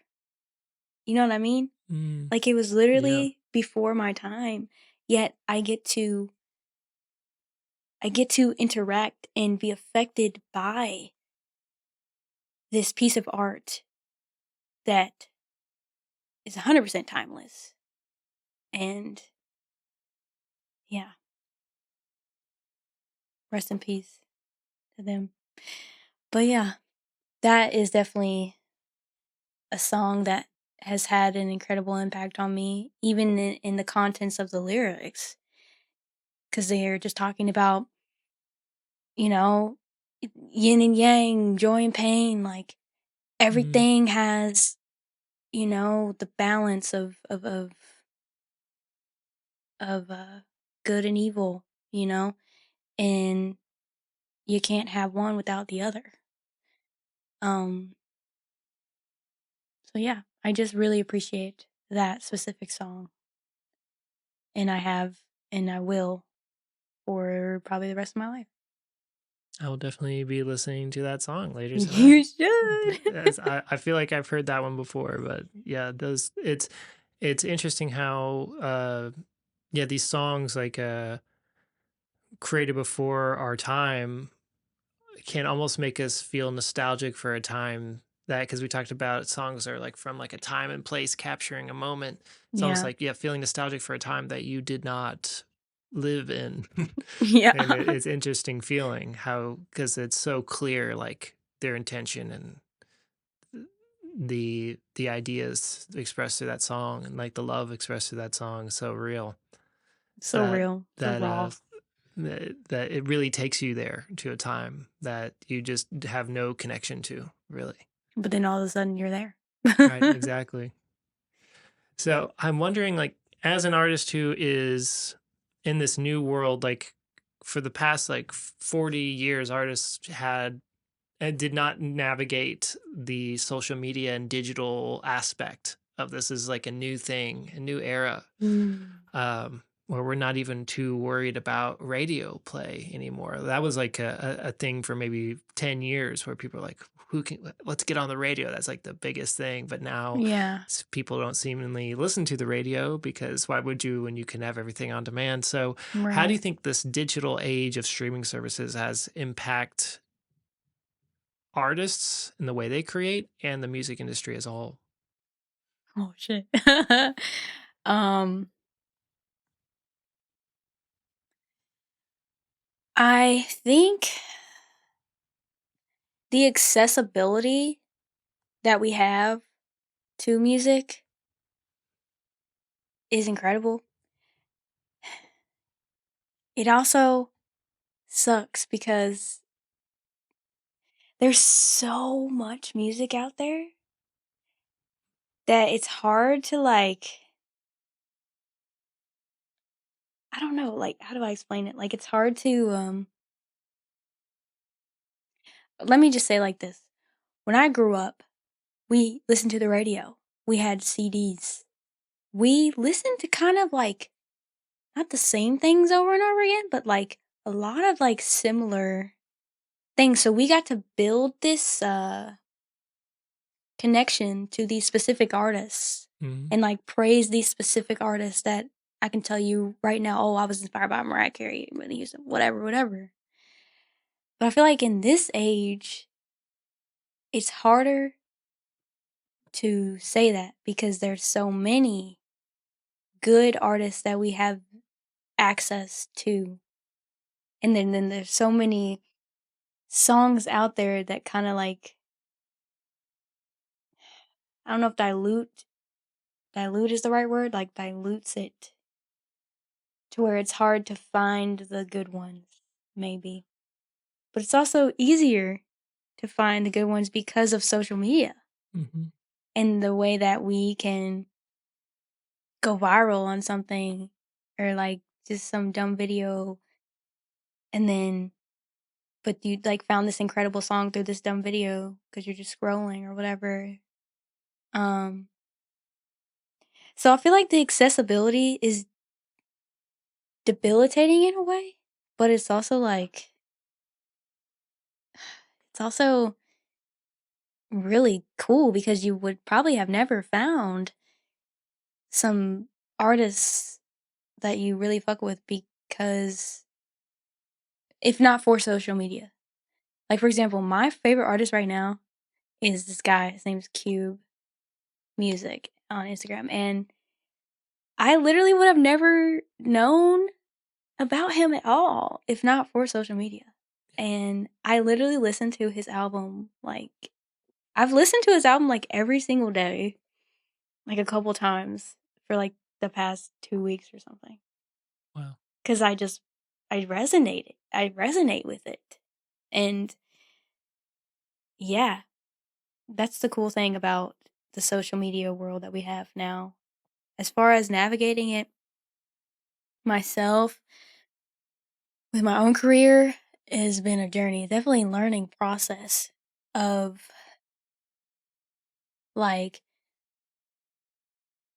just trial and error. Like, I feel like I am not the best at posting content. Like, I don't know, I'm not the worst, but with every post that I make, I learn something because of how people react to it or what I do to promote it or whatever it is. It's just it's definitely weird. It feels weird because like I wish I didn't have to promote myself so much cuz it is a lot. It's a lot on someone's shoulders to constantly have to advertise themselves. It feels unnatural. And it'd be nice to have somebody just do it for you. Mm-hmm. But of course, yeah, I think it's just hard to get and keep people's attention too because of how everything's so accessible. Like you can just scroll forever for hours, just waste so much of your time and like not really genuinely sit with someone. Like I may have put so much money into this music video that I just posted. But what are people going to do? They're going to go, you Yep. know? And that's just what it is. There's nothing Mm-hmm. you can do about it. I could put my heart and soul into something and it may never get noticed. But I am grateful for the people that do take a second to notice and support me and genuinely reach out and comment and go stream my music. Like that's incredible to me that people are willing to take the time out of their precious lives to spend with my art. And that is so fucking cool. Yeah. But yeah. It really is a give and take, but I think it must be overall a good, an overall positive thing because I think of I think of niece sending me recordings of her in her dorm room when she lived in Nashville Mm, and sending them to me, like, just plugging in a Focusrite and like being able to send me tracks and I can mix them and then we can send them yeah. out. And like that accessibility of like just being anybody can create of any age can create a like Grammy quality record from their Mhm. bedroom. And of course, what comes from that is more people are going to be putting out so much more music, and of course it makes that vast ocean even more vast Yeah. and more saturated with artists. Yeah. But I think it must be a collective good, and it feels like it is because if you have a vast collection of data, say, or of art, you can, and when you step back you can really see like what is shining the most, Yeah. and the one that is shining the brightest and resonates, the one with you, the Q Music album, that is something that of course would not have been able to be accessible to you because that was just some guy in his room writing. Yeah, And literally. so I think, yeah, it is really it is really beautiful that we have almost like it's created this giant network Mhm. of artists who are like anybody who wants to add to this can add to it. Anybody wants to have the world see their music can have that. The world see their music instead of having to just go to your local bar and just hope that somebody sees you that's gonna, put your music out, or Yeah. back in the day where you had to come up with all this money to go into a recording studio, Oh and my then gosh. but you had to like know somebody who got, or drive really far to find one, and then you'd buy the reel to reel tape. And I described like Mhm. how stressful it must have been, not just for like singers and stuff, but for bands, because if you played a wrong note, Yeah. they had to like throw the reel to reel tape away and then go again. It wasn't just like, oh, we'll just go again. Like they actually had to physically Yeah. like throw away a reel and do it again. And just that pressure is crazy. And so I imagine that's why bands were like, maybe encourage bands to be way more tighter, because like they had to Mhm. be like perfect for like recording They got studio quality one perfect, day. because like if Yeah. that bass player hits that wrong note, everybody's looking. It's like, you just cost us like $50. Like, Yeah. and it is it is really incredible to see that network grow, but it does make it harder for other artists for everybody else to kind of shine through when there's so many more people. When it Yeah. seems like it will truly feels like everybody and their mom makes No, music and I makes know. content. And of course, when you talked about you have to advocate for yourself, Mm. it's put to the extreme where you have to be your own social media manager. Yeah. You have to be a marketing expert. You have to like read Mhm. up like about the algorithm and like Yeah. what the algorithm wants. It's this unnamed thing in this, lowercase g God, like in the sky, kind of just like, I decide your fate. Like, you better appease me. Oh, for And real. putting out like all these trends. But it is fun to be a part of this ever changing, ever like growing kind of uh I guess new process that all artists are asking to do, and like this new Mm. experiment that these artists are asking me to be a part of, which Yeah. is like, this is new to everybody. There's no like, go ask your dad or your grandpa like Oh, what no. like what did artists do then? How did they navigate like when the next viral trend changed, or like when like they didn't use the right hashtags, or like, what hashtags did you use, grandpa, or like whatever. It's like, there is no book that has been written on what we're going through right now as far as this technological evolution. Yeah. We're not fighting for airtime, we're fighting for streams. And And that then the alone changes. streams. You remember that you Yeah. said your Joy and Pain, 7 minutes long. Yeah. That's a lot of times record companies would make these decisions that would Mhm. end up affecting what the track would be like, which is like that song Joy and Pain, or what the example I use is Soul Survivor by Akon. And it's a long song and the hook comes back like 4 or 5 times. Is And it they did really? that with the intention of being on the air longer. So you would be pushing out other artists, because Wow. like, if your song is longer, it physically takes up more time on the air. People have to pay attention So more and because it's just physically just on the air longer. So you are pushing your song for longer into what everybody's tuning into. Where now record companies are kind of pushing you to make your songs shorter, because they wanted you to run it back and get another stream. And like, I always talk about this, and I know people who listen to every episode are like, oh my God, this again. But Tierra Whack made an album called Whack World. Mhm. Phenomenal. Every song is 1 minute long. Wow. And I don't know if she did it as a creative choice, like a challenge to Mhm. herself. Like, initially I thought, oh, she must have like thought like, I'm going to challenge myself. I'm going to make 15 songs all 1 minute long. And no matter what I do in the process, it's going to cut off at 1 minute. But then I had another artist say like, well, as somebody who I don't like, I'm not too much of a songwriter like at the moment. I'm just kind of behind the boards and stuff. But Okay, Brema Stone is fire as fuck. oh, thank you. So we're gonna put that out I there. appreciate that. But these artists who have had plenty of experience, they're like, it sounds like she may have had a lot of half written songs, and said like, I love these songs, but I'm not in this place emotionally anymore. I just can't complete these songs. You know, when like you leave a project for so long and it is halfway done, you're like, oh, I appreciate that. I like what I was going with that, but I didn't. It can't. It's not going to find a place where it finds like a natural end where I can add like another verse or two other verses. It's not, Yeah. and it does kind of resonate with me that it may have been that she had a bunch of unfinished songs and she completed them just like it's just going to be this minute long thing, but it really is a cool experience. She put out a visual album for it that's 15 minutes long, just every song on the album, and the Oh, music video changes entirely every minute what? after every song, so it's not just like all the songs in like one video. It's 15 videos that are completely different environments, scripts, everything. Whoa, um, that's which is sick as fuck.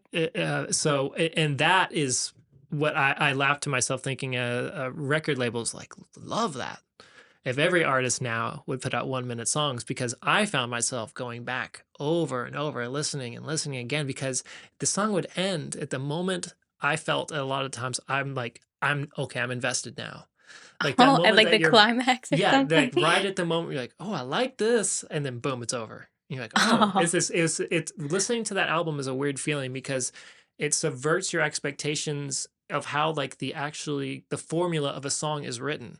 It's like mm, an introduction and then perhaps an introduction or a hook and then like a verse and then hook, and then we know how that formula goes, but it seems like yeah, these songs is just like hook, a half verse, so maybe like 8 bars, and then it's over.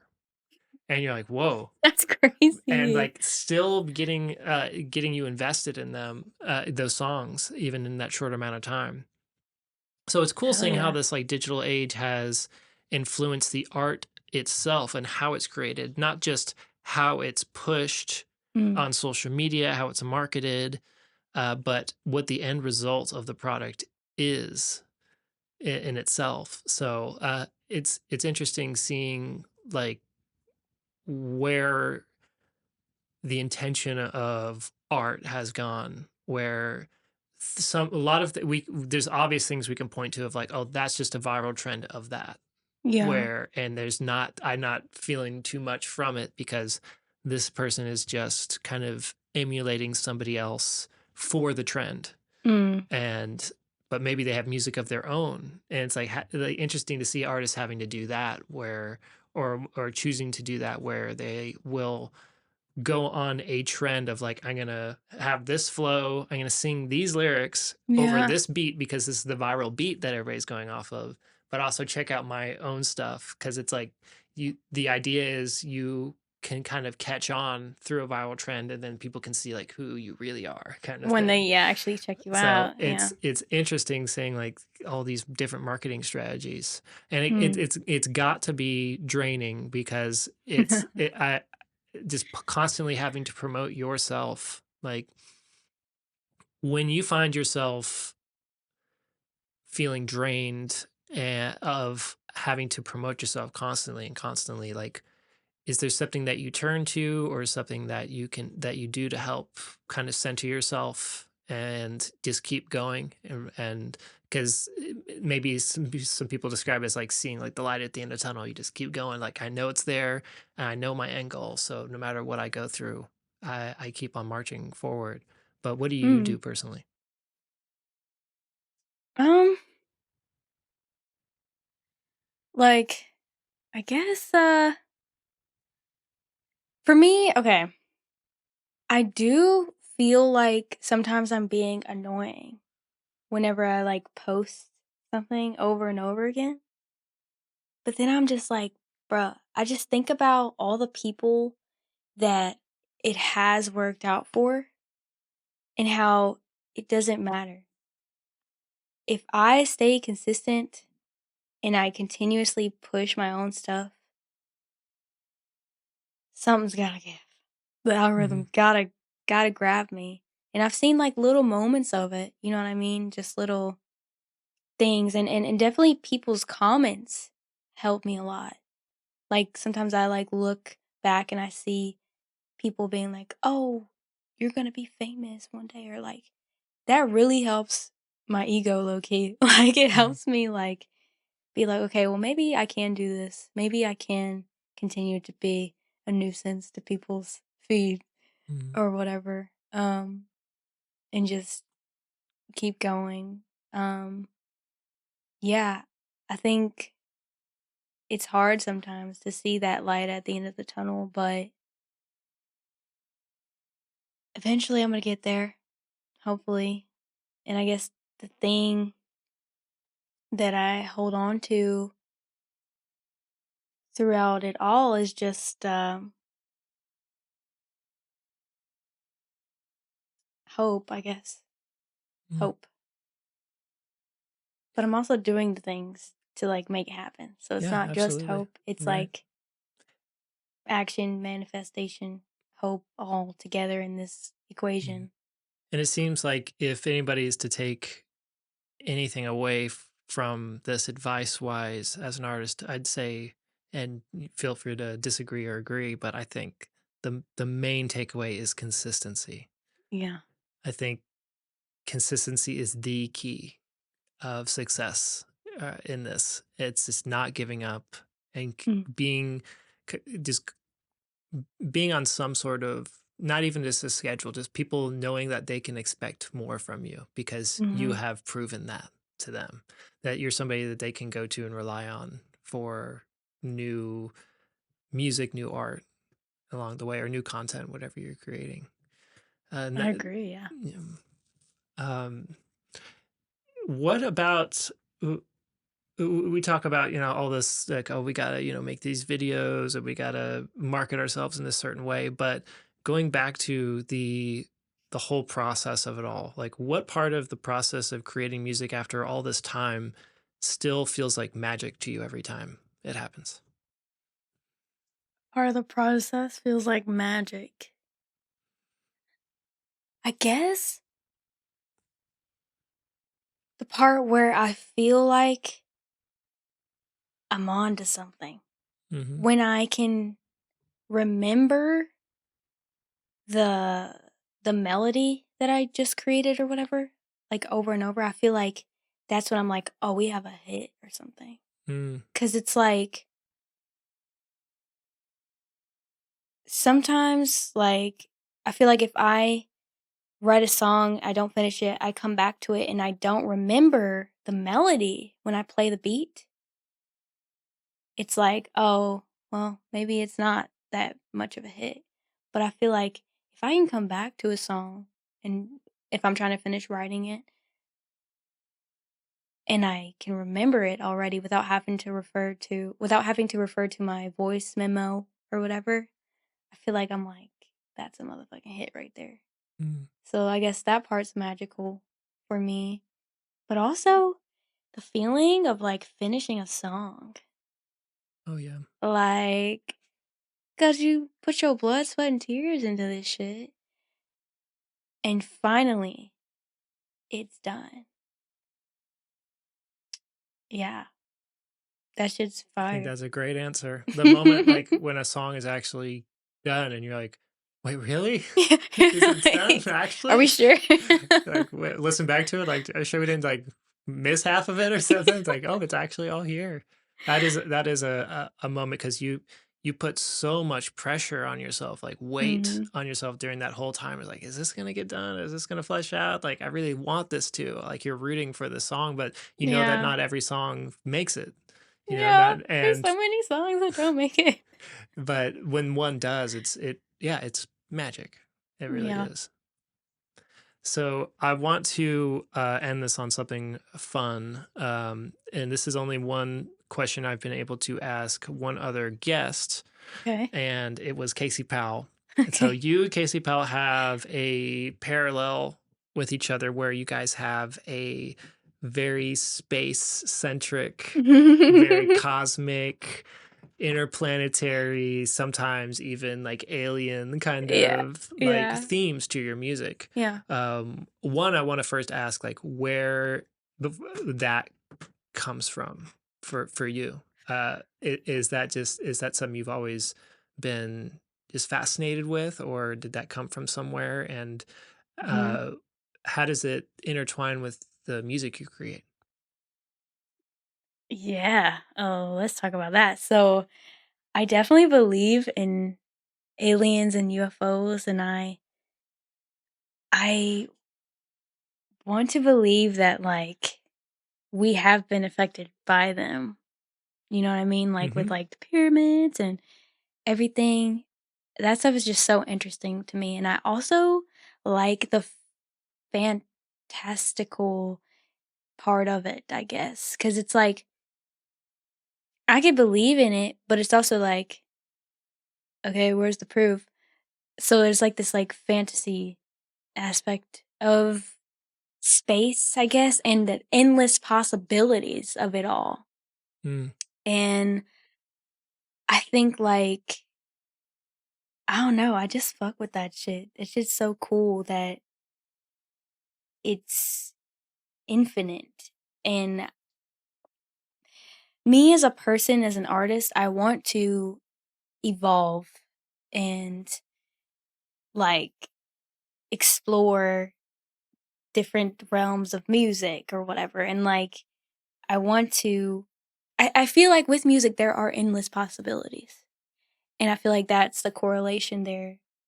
Um I also used to just like do these little doodles when I was younger, like of like these little space girls or like I don't know like how to explain it. Like I you know where you have those like papers and then like on the side of the paper there's like this space Mm-hmm. you can just draw whatever. Like I used to just draw like these weird alien girl faces and make them have these like fashion like these really cool clothes and stuff. And like I guess that was also me manifesting being an artist again because I feel like being an artist like you kind of get to explore with your like look and stuff Mm. and like your identity. Um so I guess there's a parallel there. I also grew up like watching Star Trek and stuff, like Star Wars, and my dad loves that stuff, so that had an impact on me as well. Um, yeah, I also like believe in like past lives and stuff, and like I do think that my soul has been elsewhere. Mm. You know what I mean? Yeah.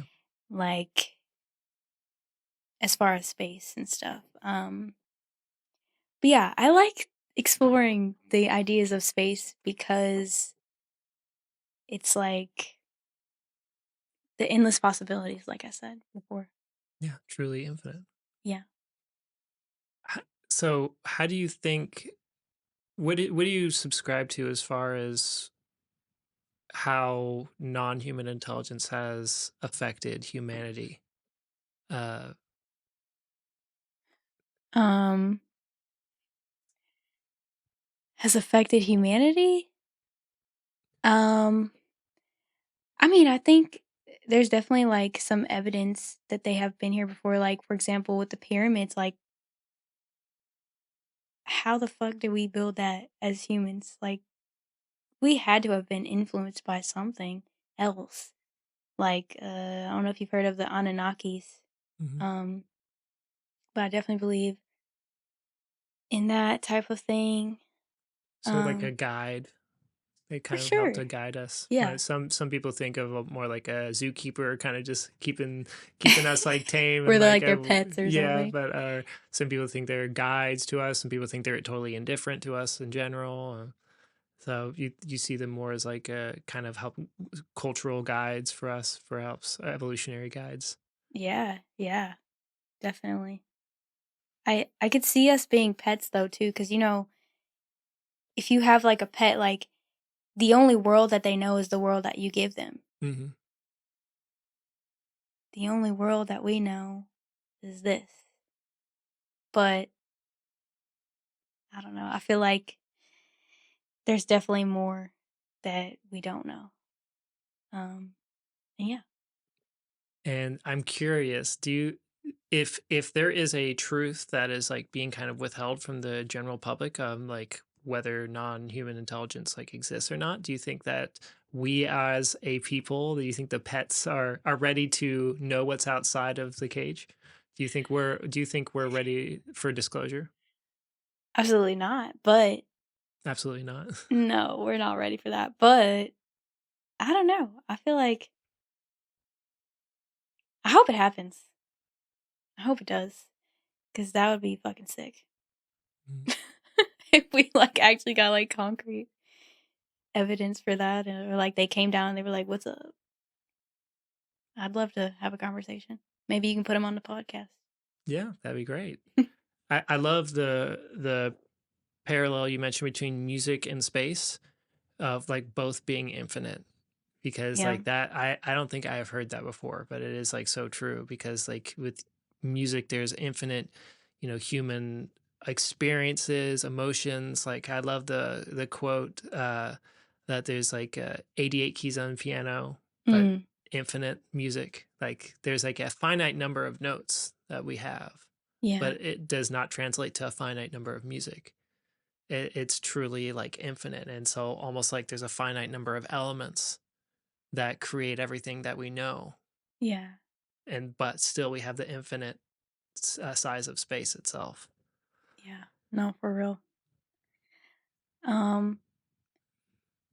Yeah. Thank you so much, Carswell. Of course, yes, thank Like, you so much. So where can people find you? And you said that we should be looking out for, you'll know when you hear it, part 2 by yes. Blaze Grudy and Rob Goodnight, right? Yes. Yes. And you have a song on that next Mhm. record, and Mhm. we know you had one on the first one as well, Yeah. Azul. Azul. And so, Yeah. can you tell us the name of the song that you have coming up on the second record? Of course. It's called Tightrope, and you will be getting a visual very soon. Awesome. Relative to that. What is the song about? Would you say, like, what kind of vibe does it carry for the album? What like Um. emotion? Definitely like it's definitely basically where you're like on the edge of something, like you're like balancing all of these things in life, and it's really hard, and it feels very defeating sometimes, but you'll get through it to the other side, like It's a great message. regardless of all the shit coming at you. Mm. You can do it. You can balance it. Sounds like what we talked about with the light at the end of the tunnel and kind of Yeah. just persevering through it all. Yeah. That's awesome. And uh, you've worked with Rob Goodnight on a lot of your other tracks in the past as well. Yeah. Awesome. Are there any other producers in the city that you want to kind of shout out that you've Um worked with, or artists? I know you've worked with a few other artists in the city as well, done features with them. Yeah, like Young Wi-Fi, I did Parties Over with. Hallie Farr, I did Good Vibrations with. Um, yeah, I definitely want to do more collabs for sure. Uh, yeah, as far as producers, Rob is probably the only one that I worked like very closely with. Mm-hmm. Um, and yeah, he produced like Silver Lining, Pinata. He actually like he produced Pinata like based on the vocals that we sent him. So like we sent him the Wow. song and he produced the beat around it. Like That's like very rare and very cool for that to happen. That's he's awesome. so incredible, so talented. We love Rob Goodnight. And yeah, I'm excited to be on this project with him and Blaze coming out the 26th. 26. And that's cool Yes. that he's been with you for your journey on this side of the genre, where and the other genre where that you like the singing and the rapping, he's kind of been on both sides of Yeah. that. So there, that is also another thing that threads like that identity of you, is like eventually like the identity of like the production almost follows you as well. Yeah. That's really cool. So where can people find you online? Oh, you can find me on Instagram mostly at Lady Laveaux, LadyLaveaux. Um, yeah, I'm on Spotify, I'm on Apple Music, I'm on every platform you can think of except for Facebook. Except for Facebook, but Sorry, who else? Facebook people. Yeah, I don't think too many people are on there. Like, I need to find some good music. Yeah. I'm gonna go on Facebook and try to just go, crate digging on Facebook for Yeah. some good records. But yeah, no, I don't think anybody's offended at that. But thank you so much for taking the time to be here. I've been wanting to make this happen for a while, so I Yes, really I'm appreciate so you taking the glad. time. So happy to have done this with you, Carswell. Like, thank you so Awesome, much for being of so course. dope. Like, you are so. I really liked like talking to you and like getting to know your inner thoughts. Like, yeah, it's Yeah. really cool. Yeah, this has been awesome being able to get to know yours as well. So hopefully we can do this again. Absolutely. Until next time. Thank Thank you. you. Bye.